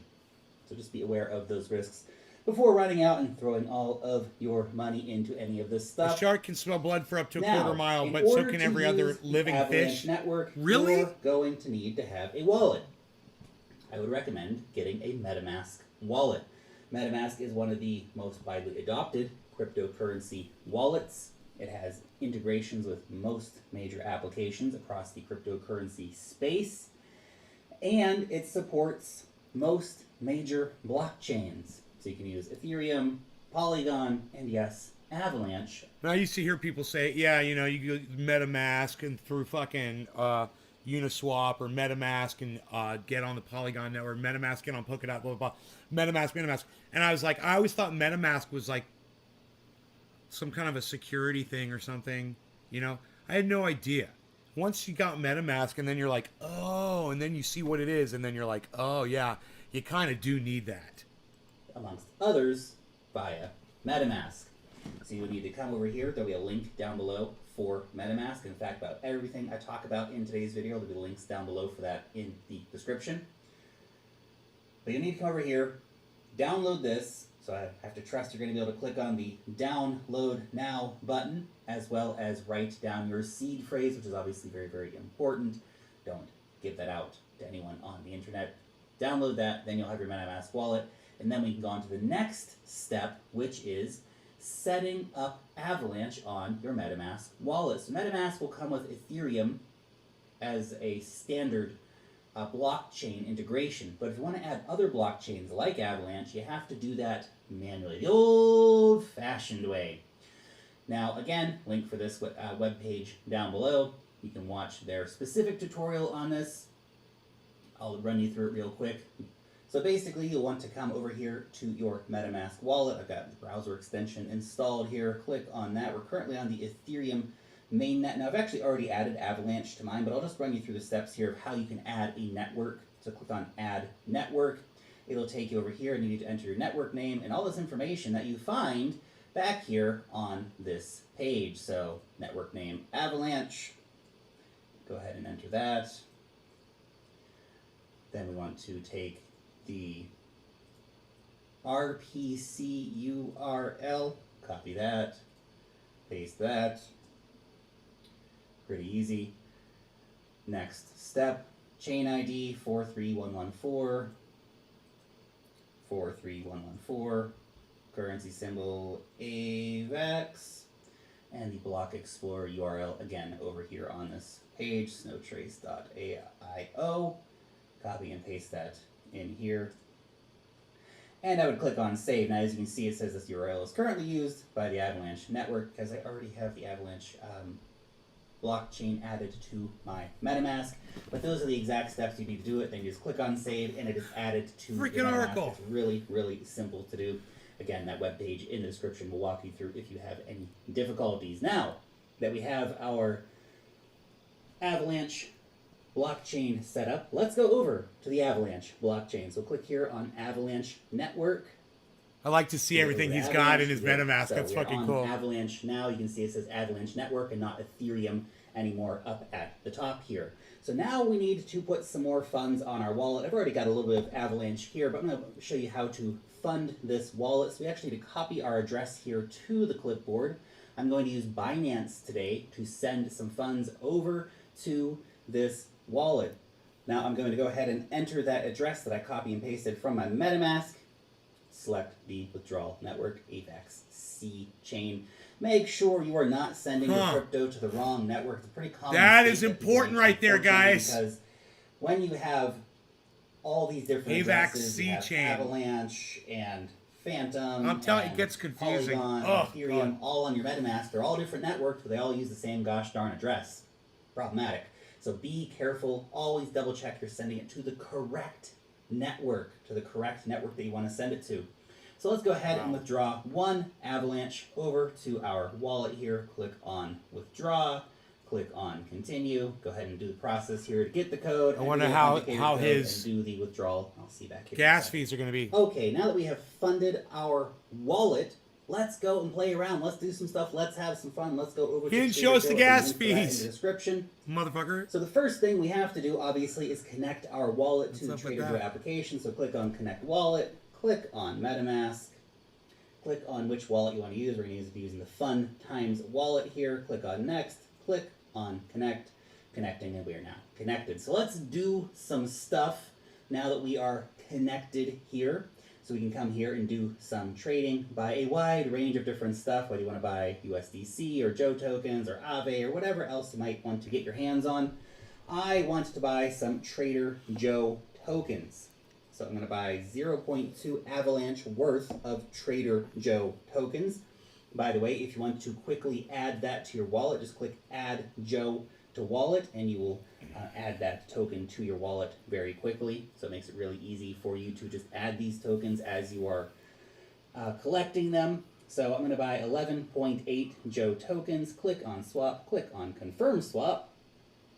You can see the gas fees here on Avalanche are just crazy, crazy, crazy cheap. So right now, an Avalanche is worth around $80-some per Avalanche. So 0.1 would be about $8. 0.01 would be about 80 cents. You can see it's about a third of that. So the fee here is like 20 to 30 cents. To do Okay. this swap, which Okay, is there very you go. affordable. Hey, Chris. So go ahead and click on confirm there. Transaction submitted, and we'll have some more Joe A tokens fraud in our live. She wallet loved here it. momentarily. Now, what are we gonna do? How did you do that, Billy? How did you call your weather woman a fraud live? Yeah, I'm doing good, man. We're just learning about Trader Joe on and using AVAX on the Avalanche network. It's actually pretty cool. With these tokens, it's nice to be able to swap back and forth between these tokens, and of course, decentralized exchanges are great because you can often get access to tokens way before they list on a centralized exchange like Binance. It means you're allowed to get in early, which is why decentralized exchanges are so gosh darn awesome. So just knowing how to use the swap functionality here is already going to give you an edge on most of the market. There you go. Those of you who don't get on these other apps, that's what you're missing out on. And people who are on these apps, people like the freaking Oracle and people like Lark Davis, they get in on early because they're on these apps. You know, you got to listen to what he says when he says it, man, and do it, you know? Don't just ignore this information. This is valuable, valuable information. who is still stuck on Coinbase, scared to Right, get off of it, Oracle? you can come over here and buy these hot new tokens before they get listed on the big exchanges while they still are cheap, and you can get that 10, 20, 50, 100x gains out of getting early tokens. But we want to earn some passive income because Trader Joe is not just an exchange. You can also pool up your assets. So there's a lot of different pools. You can see the APR rates over here on the side. Lots of different great pools that you can access. Now, if you look at the farming page, it'll show you what the rates are for some of the different pools. They have some special pools going on at the moment where you can get Hey, Orca. double token rewards. We're just talking about the great white sharks that you feed upon And look at some of the APRs in the on ocean. some of these coins. It's absolute insanity. Look at this one, 976%. I have no idea what ISA token is, but you can see that the rewards right now are absolutely massive for providing liquidity for that token. Wrong. But we're gonna Give keep her it a shit bit boring. The grocery so to stores are speak. paying I her to just lie. want to farm some Joe tokens, so I'm going to come over I bet here she to the loves Joe you. Avalanche pool. If it's sunny, And so it'll that's exactly what snow. we're gonna do. So we're going to take 10 of my Joe tokens, and you're going to have to put in an equal amount of Those are great Avalanche jokes, according Billy. to the current market price between Joe and Avalanche. You can see here that that 10 Joe is worth 0.16 Avalanche right now, so I have got to approve this. So I'm approving Joe. There's that MetaMask window that never pops up for me. Not a problem. Joe is getting approved. Now what I'm doing is I'm adding liquidity into Trader Joe. Right. So anybody who wants to trade between the Joe and the Avalanche pairs, they need to have somebody providing the liquidity to allow them to do that. Right? I just bought some Joe using Avalanche a minute ago. Somebody else is already providing that liquidity for me. Now I'm going to be the one providing liquidity into the market. So you can see that the contract has been approved. I'm going to click on supply and click on confirm supply. There we go, and that is going through now. So once this has confirmed, I am going to get a Joe AVAX LP token. So it's a liquidity provider token. So I can then take that token and put it into the farm to earn even higher rewards. So this is what farming is about. You put your liquidity in, and then you take your liquidity token that you get, and you put that into the farm. So you can see right now the APR on the Joe AVAX pair is just 5%. So it's not super attractive, especially when you consider that impermanent loss can result in much bigger than 5.8% losses. However, we go over here to the farm. We scroll down a little bit and we find the Joe AVAX pair. Just go ahead and type that in here actually. Joe AVAX, there you go. And you'll see that actually the farming rewards are over 50% because you get 5.8% from the pool, so that is the fees that are actually being paid into the pool. Plus, you get this extra incentive of 48.8% paid out in Joe rewards. Absolutely massive. Absolutely massive. So I'm going to be earning over 50% APR on this position. And you can see here I have 1.09 LP tokens. So for staking those 10 Joe and the 0.16 AVAX, I got about 1 LP token out of that. So what we want to do now is go ahead and stake those LP tokens. So click on max there, click on approve. Go ahead and click on confirm to approve that contract here on Trader Joe. Just have to wait a minute for that transaction to confirm, and then I will be able to stake this LP token, and I will start earning that extra 48.9% APR rewards on top of the 5.8% that I've already got there. So now I've got my approvals done. I'm going to click on stake. God. Again, ooh, this gas fee is pretty expensive. We're spending about 80 cents this time. All on these the gas hoops, fee though. Here on Avalanche to stake those tokens. Normally doing these DeFi things is much more complicated and therefore requires a higher gas fee. Now the same thing that we've just done here on Ethereum would have cost hundreds of dollars. Yes. If not potentially more in some situations. That's why I don't fuck with it. Because moving the That money being around said, was costing Avalanche, so their much. GPUs, we've just done all of that for maybe $2 out there, maybe. Let's say $2. Let's say $2 to do all of those transactions. Now, of course, I will be earning these sweet rewards. Now, you can come over here anytime and harvest your rewards to see, I've already got a pending reward that quickly. Boom, I've already got some pending rewards there. Almost nothing, mind you, but check back in a few days and there'll be some more rewards there. You just click on harvest and you'll be able to harvest your rewards. Now, once you get those Joe tokens, you have the choice. You can sell those Joe tokens for cash. That's an option. Totally cool. Maybe you want to get some more Avalanche, so you sell those Joe tokens for Avalanche, or maybe you would like to stake your Joe tokens. So right now, these staking rewards for Joe are around 29.4%. So you can earn more than 50% on your liquidity position, paid out in Joe tokens, and you then earn a further 29% by staking your Joe, which is pretty gosh darn cool. Again, we're going to need to approve the contract here. I bought some extra Joe earlier, so I've got 11.8 Joe still here in my wallet. So go ahead and click on approve there. Click on confirm. So we're just approving the Joe staking contract is what we're doing here. So once that has gone through, that pending transaction has gone through, we will then be able to stake some Joe and start earning even more rewards here in the Trader Joe platform. So it's a Why not nice put it back way into the to 50%? Start earning yield on crypto. Why not put that back into? Why do 29 when you can get 50? It's one of the most popular ways right now that people are making big gains in the cryptocurrency market. So let's go ahead and I'll just stake 10 of these Joes here. With a just nice to show you how that's Chianti. done. Go ahead and click on confirm. Super low gas fees again for that to do. So there we go. Those are going through. Those 10 Joe will be staked, and you'll see that I'll start earning some rewards over here, which is just awesome. It's just awesome. There you go. I've got my 10 staked Joe. Why would you stake the Joe when you could just put it back into the fucking 50% pool that you were in? I don't understand the point of that. Right? Can you not do that? I've got some X Joes in exchange for that. I can add X Joe to my wallet, so it's basically staked Joe tokens. And there we go. I am earning rewards for staking my Trader Joe. Super simple to do. Super fun to do also, to be honest. Using DeFi is cool. It's a lot easier. These tutorials that he's been doing are super fucking awesome. You guys could pull this up on your smartphone, go on your computer and do this and just go step by step. He walks you right through it. And the next thing you know, you're getting fucking 50% APY on something. You know, you got $100 and at the end of the year, at the end of the cycle, it'll be $150. That's huge. If you put in 1,000, it'll be 1,500. You know, these are gigantic returns that he's giving you. And it's all right there for y'all. You're all able to access that.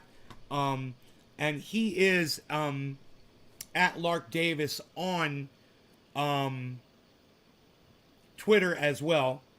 Yeah, it's huge, right, Tula? And you guys, I told you guys, follow him on YouTube and listen to him every morning. This is a video that I missed. He just put this up 3 hours ago, I think. But he did another one just like this, just like 2 days ago. Just like that, but it wasn't about Trader Joe. It was a different one. And I went and I did it. And I staked a little bit. And it's getting me, 56% APY. But it's a different exchange. It might be AVAX, but it's not Trader Joe. It's something else. I'm doing it somewhere else, and I just can't remember the name off the top of my head. But, I highly recommend you guys learn. Whether you're doing this or not, just learn, And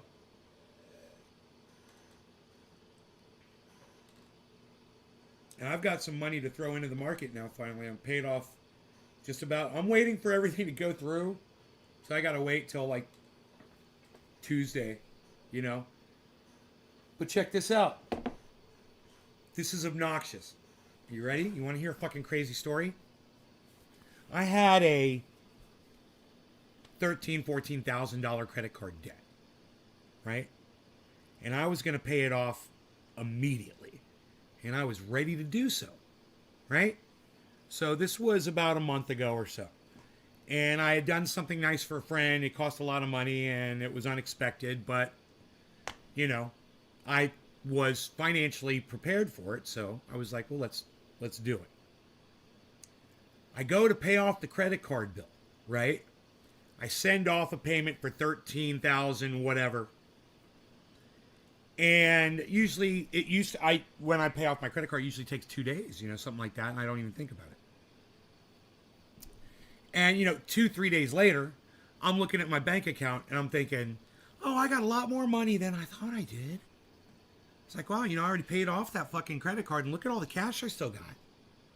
I was like, cool, man, I'm going to go buy some fucking crypto, right? I buy crypto. And you know what happens when you buy crypto?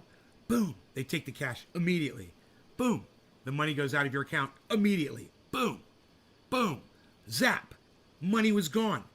And then 4 days later, after the 3 days, 4 more additional days later, that 13,000 whatever finally gets to my credit card company and they go, oh, great, thank you. And then they wait like 2 days and then they go to take it out of your account.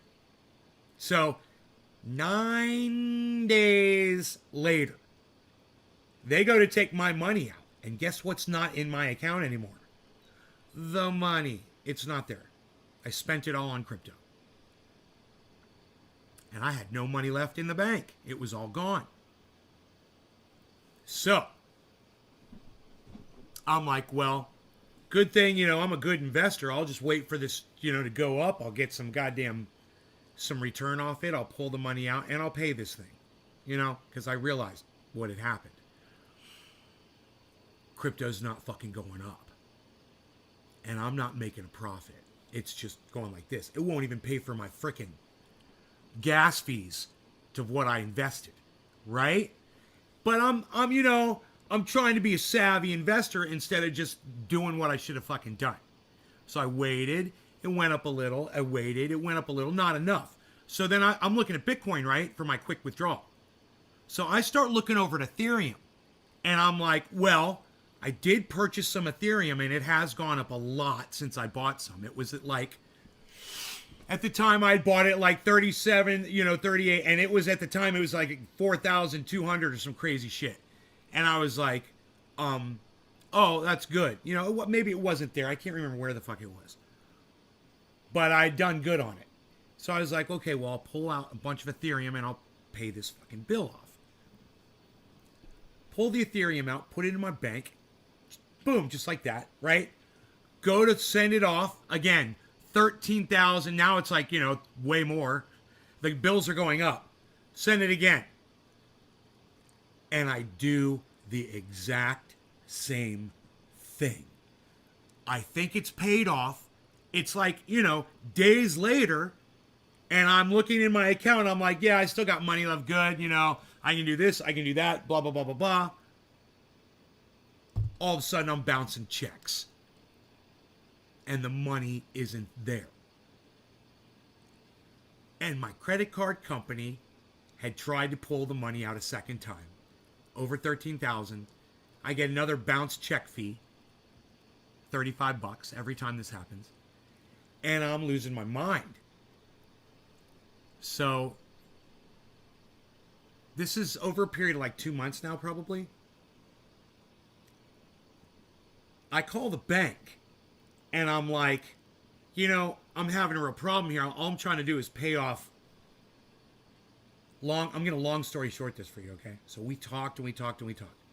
At the very end of the conversation, just when we're about to hang up, she says to me, you know, payments under $5,000 don't get that Federal Reserve lag.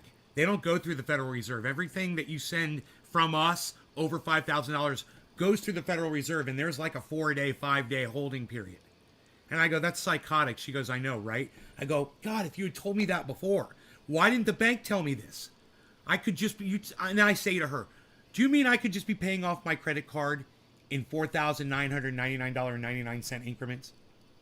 And those payments will get there in 2 days? And she goes, yeah.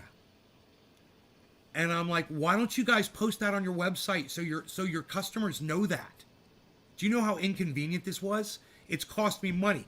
She said, we're going to go ahead and give you back those fees. I totally understand. So they refunded me the $80, whatever the fuck, in the return check fees. I got another one the other day too. Because I'm learning. I'm new at this, right? But I'm getting it. So I've gone ahead and I'm sending payments out to my credit card company now for $4,999.98, $4,999.99, right? And then, $1,000 to pay off what I had already paid some of that down. But, it was still at $11K, my credit card. So I'm in the process right now of waiting for those payments. It takes so long to leave the bank, right? So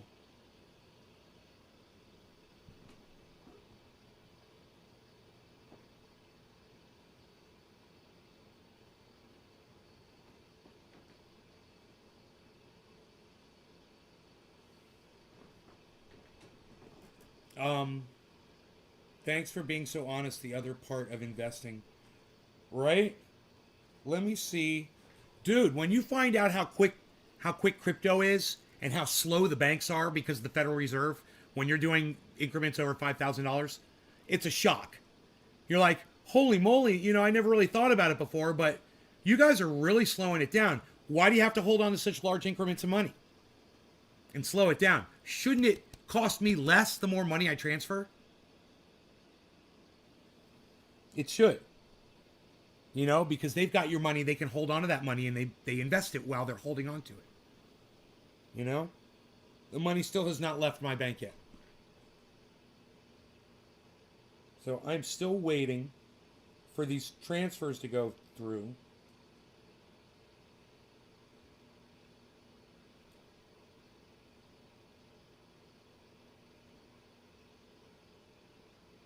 Scheduled. Man, according to this. Oh, no, there it is. Pending. Still pending. And I sent the payments, 2 days ago, yesterday, whatever. So I'm still waiting for these to go pay off my credit card. Hey, nobody asked you. Nobody said nothing to you, palsy.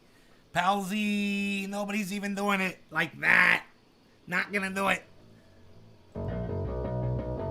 Nobody's not doing it like that anymore, pal. Nobody's even not gonna do it anymore. What are you even doing? Prepare yourself. Nobody's not doing it like that anymore, pal. Unreal. Prepare yourself.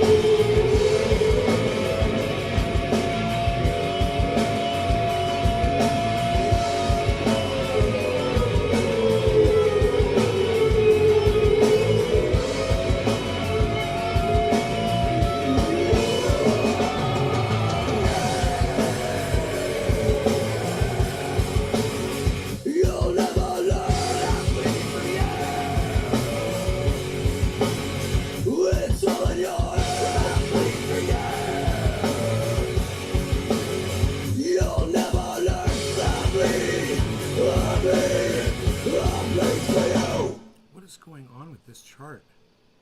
That is not helpful. And what is going on with this chart? That's not helpful either. I don't understand this. Why it's only showing that. So weird. 1 minute, 3 minute. That doesn't change anything. Hiking, ashy. There we go. That helped. That was it. 1 minute. Okay. So I just don't understand. Candle chart. Why it shows the scale differently. Scale type linear. Oh, linear. Linear. Logarithmic. Let's try that. Okay, that might be it. Let's try logarithmic scaling instead of linear. I think that might be an issue I'm having here. Like this one right here. Let me see what's up with this one. Cardano's looking weird. Let me see if that's on linear or... It's on linear. We'll put on logarithmic. Oh, there's two kinds of linears. Oh, no. Logarithmic. Okay. Let's see if that fixes it. It's just, it shows all those zeros. I don't want all those zeros, man. That's what's killing me. That's... I'd like to get rid of that. So what are we looking at? We're looking at a downward trend, a long downward trend on everything right now. Let's stretch out a little bit, and you can really see it.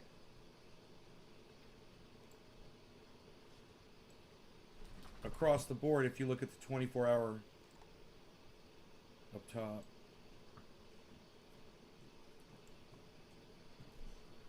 If you look at those 24-hour marks. Rogie, you want me to clean that ear before you go outside, buddy? So, these trends that I'm looking at here, let me get my face off of here. There you go. They all show this downward movement from here to here, from here, basically here. Not Cardano, though. Cardano is showing this massive upward movement. I bet you Gary's fucking hating himself right now. Oh my god. Gary was like, yeah, I got rid of all of my Cardano and got Polygon. And I was thinking, you know, I love Polygon. It's just not a good time to get it because it's so high. And Cardano, everyone that I know that's in the crypto space is saying Cardano's about to take off. I didn't know why Gary was going to do that. But he literally said it in the live stream. And I didn't want to say anything. I didn't want to criticize. But wow, man, I bet he fucking hates himself today. $1.39 fucking Cardano, bro. Look at that shit. You know, I bet you Cardano's pumping my fucking, my portfolio right now.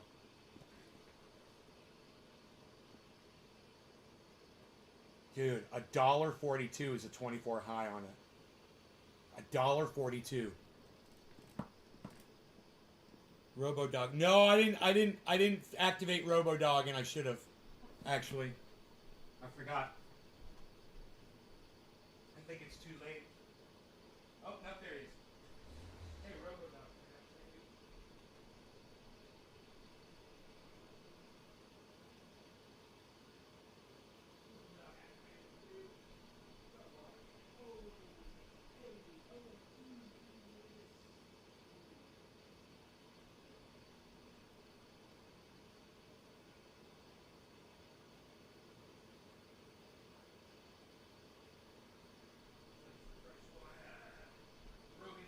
Fresh water. I want the fresh water. I keep a milk jug of water outside, and yeah, I think Gary might have made a mistake on the Cardano. I didn't want to say anything, bro. Bro, you know, I know a lot about Cardano, and I didn't want to act. I didn't want to be a douchebag. So I didn't realize you were here, Oracle. Still. Yeah, I didn't want to be a douchebag about it, but I was like, oh, Gary, what are you doing, bro? What are you doing, man? Fucking Cardano is the goddamn counter to the entire market right now. You guys look. Cardano is the only thing that's on the way up right now, and the whole market is dumping while Cardano is fucking soaring on a goddamn, and it's leveled off at fucking almost at 8%. It's leveled off at 8%. Dude. Oh my god. Ah, Gary, 8%, bro. Why, Gary? Why? I know Cardano's got issues, bro, but you can't just look at the failures of something and judge it on that alone. What would happen if I judged Saitama that way? You know, it's the same thing. You can't just go, oh, they fucked up on that, they fucked up on that, I'm not going to have anything to do with them. Because, you know, they're not giving up.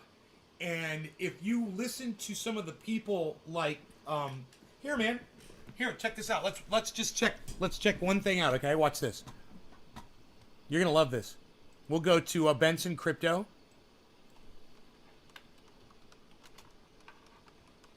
And check out his latest. We'll check out his latest Cardano update.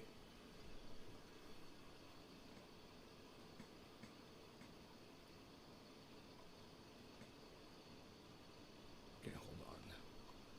Where, dude? Oh, I'm not on his channel. I'm such an idiot. Hold on.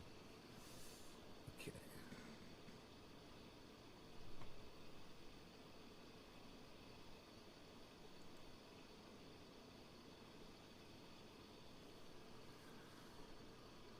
Okay, here you go. This is his latest thing on Cardano.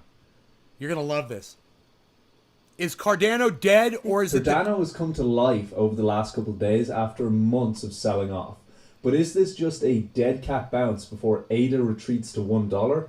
Or is Cardano currently the dark horse altcoin that is preparing for a big breakout soon? That is what we'll be discussing in today's video. Before we start, make sure you subscribe. And let me tell you something. The last guy that I watched that was talking about this said his prediction is Cardano's about to break out upwards. And I was just watching this a week ago when the guy said it. And he showed the downward trend, and he said Cardano is poised right now to explode. That's what he said. And that was not Sean Benson. So let's hear what Sean says, because this guy's great. He's the fucking expert on Cardano, bro. And turn on all notifications so you don't miss any. He's an expert videos. on Cardano. As you can see from the chart, I have drawn 4 cups around the 2 most recent peaks for Cardano's price and also the 2 most recent dips. And what's super interesting about this is if we measure the percentage loss from peak to trough in each case, you can see in that case it's 57%, and if we measured this one, it's 53%. They're very similar, and I don't believe that this is a coincidence, as I'll explain the underlying fundamental reasons for why this occurred later in the video. What's about to happen, Gary? Each cycle, you can Gary, you can still buy the dip, Gary. Gary, it's not too late. And the second peak, which occurred around the beginning of September, which is about 3.5 months in between them. If we measure the distance between the first trough, which is around the middle of July, and the second trough, which is now... There's one thing I've learned about crypto. There's got to be a sacrificial lamb, and it's usually me. It's usually this guy. So I understand, you know, when you dump all your shit, and then all of a sudden it goes up.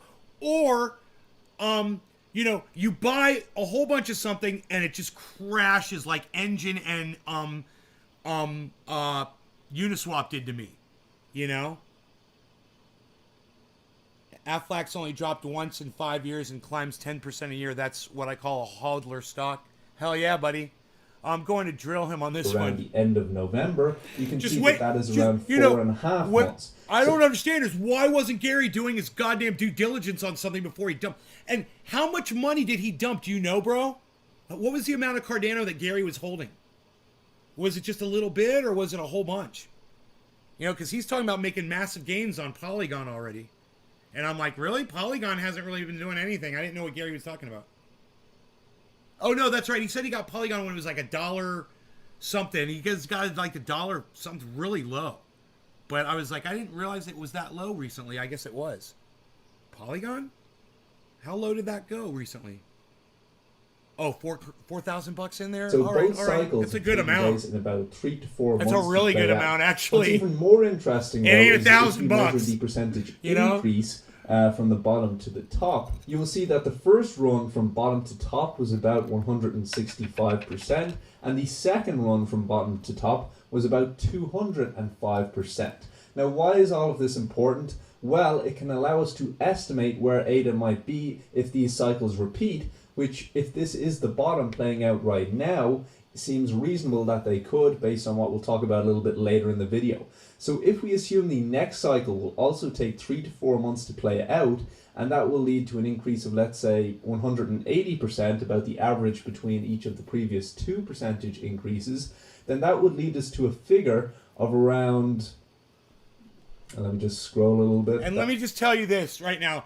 If you guys are not familiar with him, before you think that this guy is only technical analysis, he is not. He's great at technical analysis, don't get me wrong, but he's way more a research guy, and you're going to love him when you realize that this is just the icing on the cake right here. He knows everything about Cardano. That would lead us to a figure of around $4.10, which we would expect to hit around sometime between December, the end of December, and the end of January. Now, do I think that Cardano will reach $4 in January? Yes. But I also think it will go much higher. No two cycles are the same. They have different variables. Gary. Cardano's $1.39, and the goddamn Cardano expert says it's gonna hit $4. Oh my God, Gary. Dude, Polygon already had its jump, you know? Well, fucking not Cardano. And Cardano is hungry and poised and ready, and look at where it's sitting right now. Unless this fucker opposes the market when the market shoots upwards, bro, Cardano is about to explode. I don't know if you guys are looking at this right now, but I'm just going to go ahead and show it to you one more time.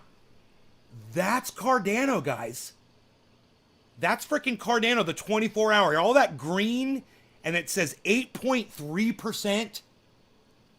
That is... Really, Gary? Really, Gary? Really, Gary? God, Gary, really, Gary? Wow, Gary. Gary, really, Gary? Come on, Gary. Gary, really, Gary? Wow. Wow, Gary. That's my thing, man.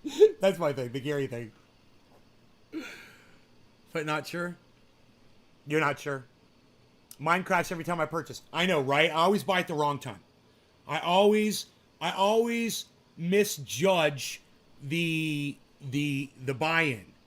Hell yeah, we're fucking Bitcoin nerds, bro. We're fucking crypto nerds, son. How about you? Hodl gang. Hodl gang, hodl gang, hodl gang, hodl gang. And one of the most hodl gang, hodl gang, hodl gang, hodl gang. When the market cycle ends, because that will lead to a parabolic increase in price. I got my bong, I got my crypto I think, stuff. as I've said for many, many months now, like 6 months or whatever, I no think that law the most regarding likely crypto situation is that stuff. the bull run will Cheers. end in Q1 or maybe the beginning of Q2 for reasons I've talked about before and I've talked about more in depth in my Patreon, which, if it lines up with Cardano's next pump, will supercharge it. And this extra bullish theory for ADA is 100% supported by the fundamentals, as I'll explain later in the video. But first, let's talk about why Cardano dipped after the release of smart contracts, because understanding this is key to making more and, more importantly, keeping the gains that you make in crypto. And I'll let my twin brother explain why the Cardano dip occurred in September. He'll explain it back in August before the dip even happened. So I would expect that Cardano will also have a slight pullback by maybe 20 to 30% after smart contracts hype has kind of fizzled out a little bit. And then of course I think it will set a new high towards the end of the bull run. And I remember him saying that, and I remember thinking, well, I could sell off some right now while it's going to go up high. I go, no, I'm going to hang in there. I'm just going to hang in there with Cardano because I love it. So, watch. As predicted, Cardano dipped because the speculative demand dried up in a classic buy the rumor, sell the news. I wouldn't trust this kid to cut my hair, but I definitely would trust his opinion on Cardano, Billy. Situation. And understanding the two different types of demand in crypto, the speculative demand and the value demand, is also key for understanding how low the dip can go. Because the greater the value demand for any coin, that limits how far the dip will go. All other layer 1s except Cardano have billions of total value locked, meaning that their value demand is a lot higher than Cardano at the moment because other networks can do a lot more and can offer a lot more projects. This means that when the winds change and the speculative demand dries up for, let's say, Solana, it doesn't drop by 50% like Cardano. It goes from around 250 down to 200, which is about a 20% drop, because it currently has a lot more value demand for the projects on its network. But this is about to change forever after Cardano's next big update. And if you want a more in-depth explanation about the different types of value and how they impact different coins, I will provide one in the Syndicate Discord later today, because it's a super important concept in crypto investing. Now that we've established that ADA's price generally moves in response to a big surge in demand of value and demand of speculation around updates such as Alonzo, the Mary Hard fork, and other things like the Coinbase listing in the past, the biggest question is what will be the next update, and will it boost ADA past its all-time high to $5 or even $10? The answer is that the next big update will be that the full DeFi backend will be launched on Cardano's mainnet, because this will allow all types of projects that have launched on other layer 1s to launch on Cardano as well. As you can see here, it says, while the first simple smart contracts were enabled on the mainnet in early September, that's Alonzo, this was always the first stage in the road to dApp deployment on the mainnet. So right now there are simple smart contracts that support most NFT functionality. They have already launched. But more complex structures such as DEXs haven't launched yet. And this is massive, because not only will a flood of these projects come onto the network next year, creating a ton of headlines and hype around the network, but it will also lead to enormous amounts of ADA being tied up in these protocols, which, as we can see, will lead a lot more value demand to the project. Because this means there won't be as much ADA just flowing around. People will have more of a use case to deploy it for lending protocols, for providing liquidity, and so on, all the other things that are on all of these other DeFi networks such as Ethereum, such as Solana. It also says that developers have meanwhile been working on their dApps, many via the PAB, locally while testing any core smart contract functionality on the testnet. These elements need to come together before a dApp hits the mainnet, and this takes time. Once the PAB is integrated with the node and other core components such as the wallet backend connector, developers will be able to move their dApps into a state of readiness and bring them to the Cardano testnet prior to the mainnet launch. So what's interesting about this, if you read between the lines, is it's basically saying, and based on other information we have from Cardano, that there's tons of projects getting ready to launch.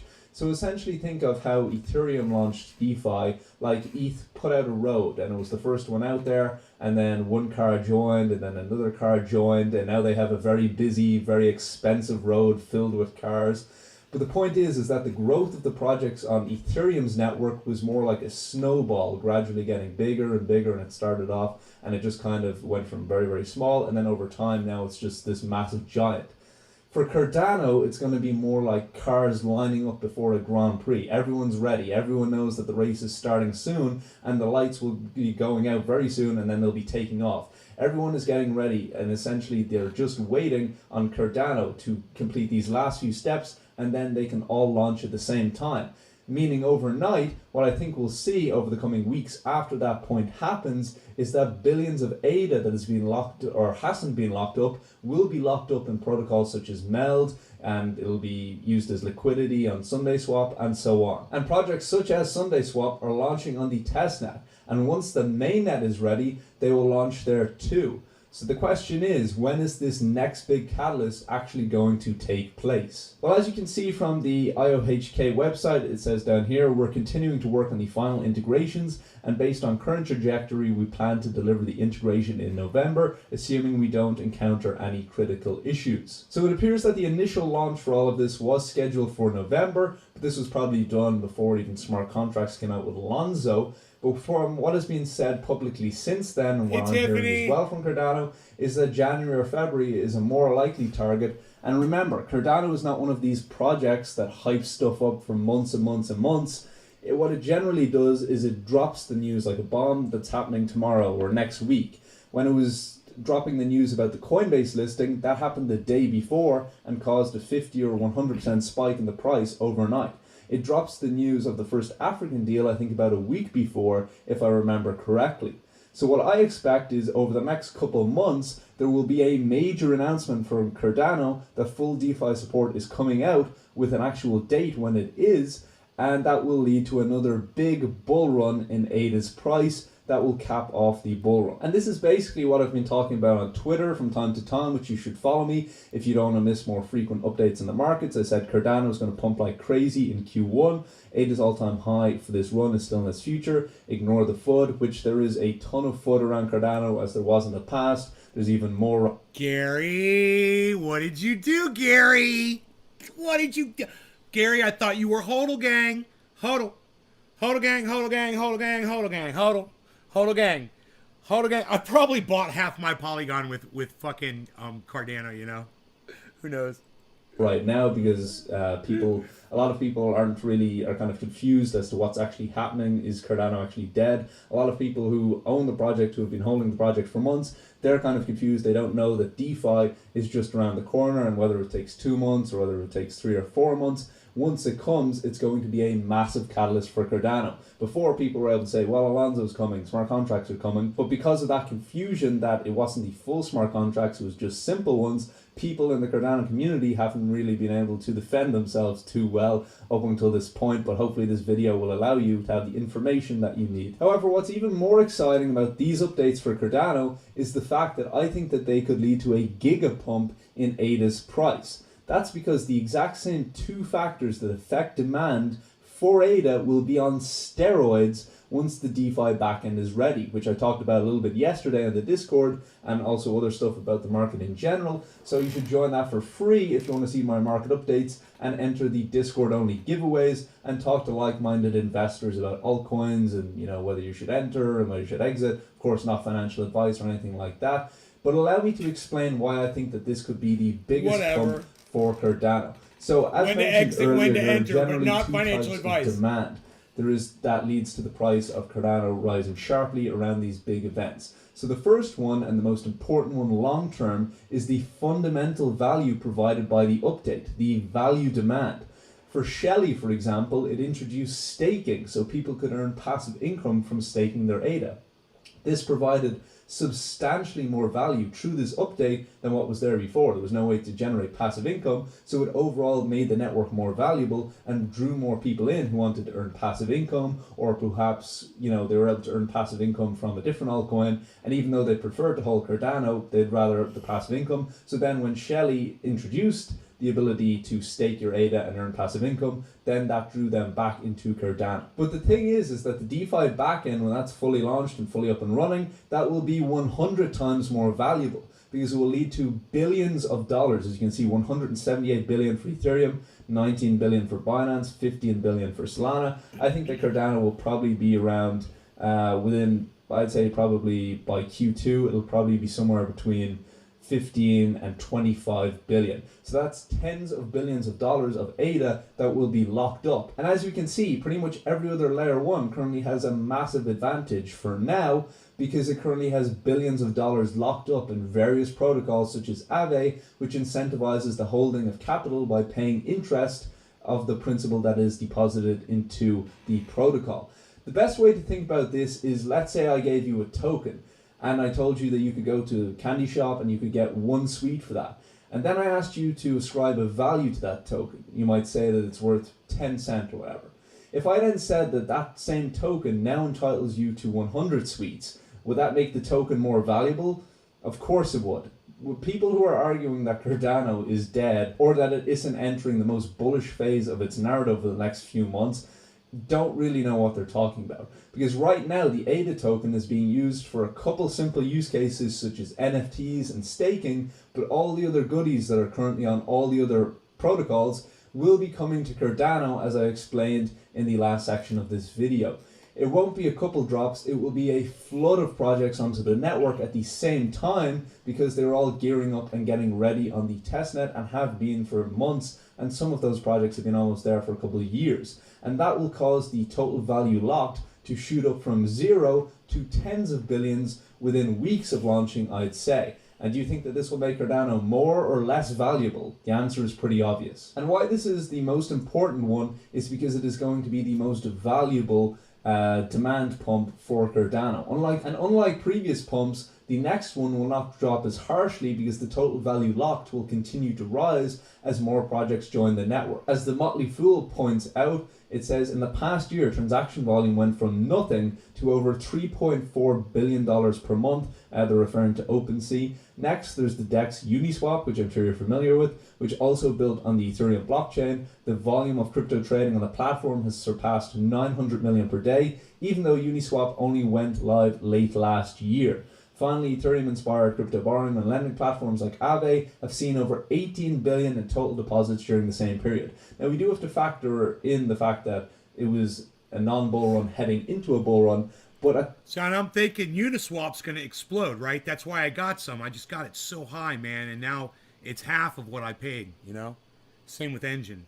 At the same time, it does go to show that DeFi is very, very early, and there will be a ton of capital flowing into Cardano, because people like to speculate both on the projects on the network, but also the early movers who do get into the Cardano projects at the earliest possible time will be getting the equivalent of a $100 Bitcoin of a $5 ETH. And that's why enormous amounts of capital can and will pour into Cardano in a short period of time, causing a price spike in Q1. That's what I believe anyway. And as I also point out, it says right now the Cardano network is much faster, consumes less energy and charges less fees than Ethereum. The last point is especially important as it can cost hundreds of dollars on the Ethereum blockchain, blah, blah, blah, blah, blah.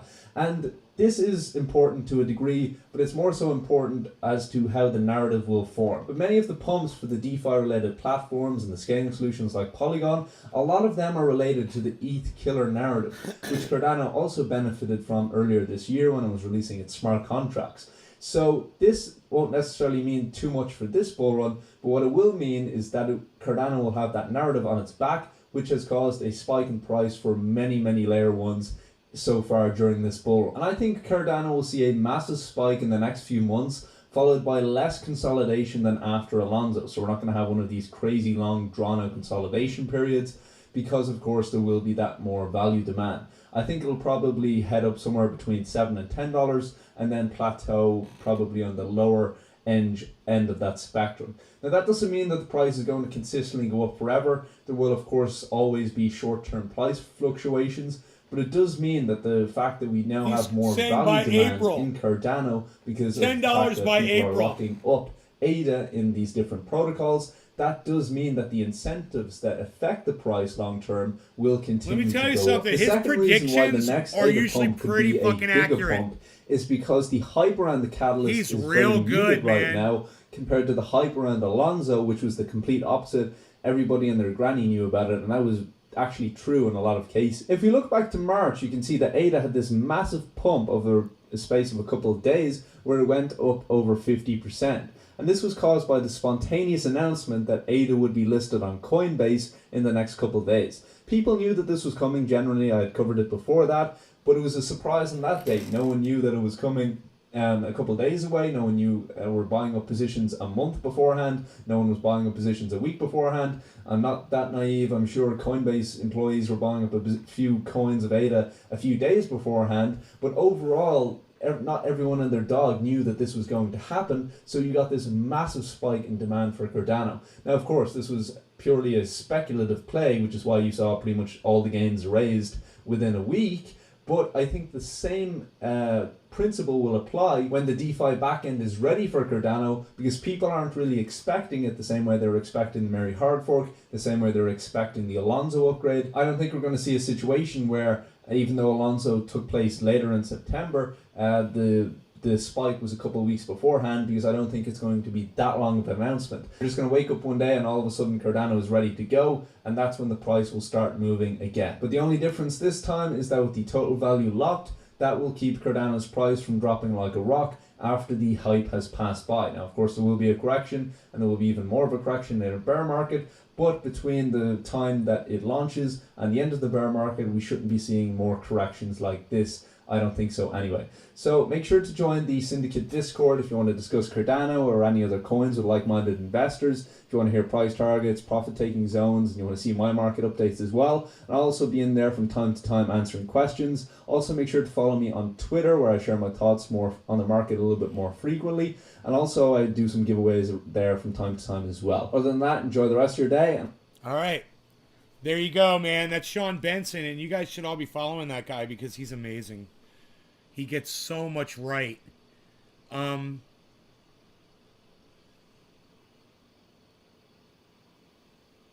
What financial qualifications does he have to speak? What gives him credibility? Who fucking cares? You know, when somebody's getting something right, that gives them credibility, Gussie.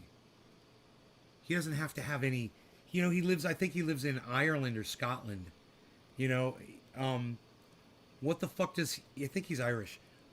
What the fuck does he need a license for to be able to read goddamn charts, you know, and understand how they work? Or go do the research on companies and know what's coming down the pike for them. Right, Gussie? As long as he's making me money, I don't give a fuck about licensing or credibility. You know, what gives you credibility, Gussie? Think about that. And I'll see you guys on the next live stream, all right? I love you guys so much. Take care. Hope you all had fun. And I don't know when the next live stream will be, but whenever it is, just, you know, unlike Gussie, make sure you sign up for notifications across all social media, guys. And get notified when I go live so you don't miss any of these shows. All right, cool. Take care. Bye now.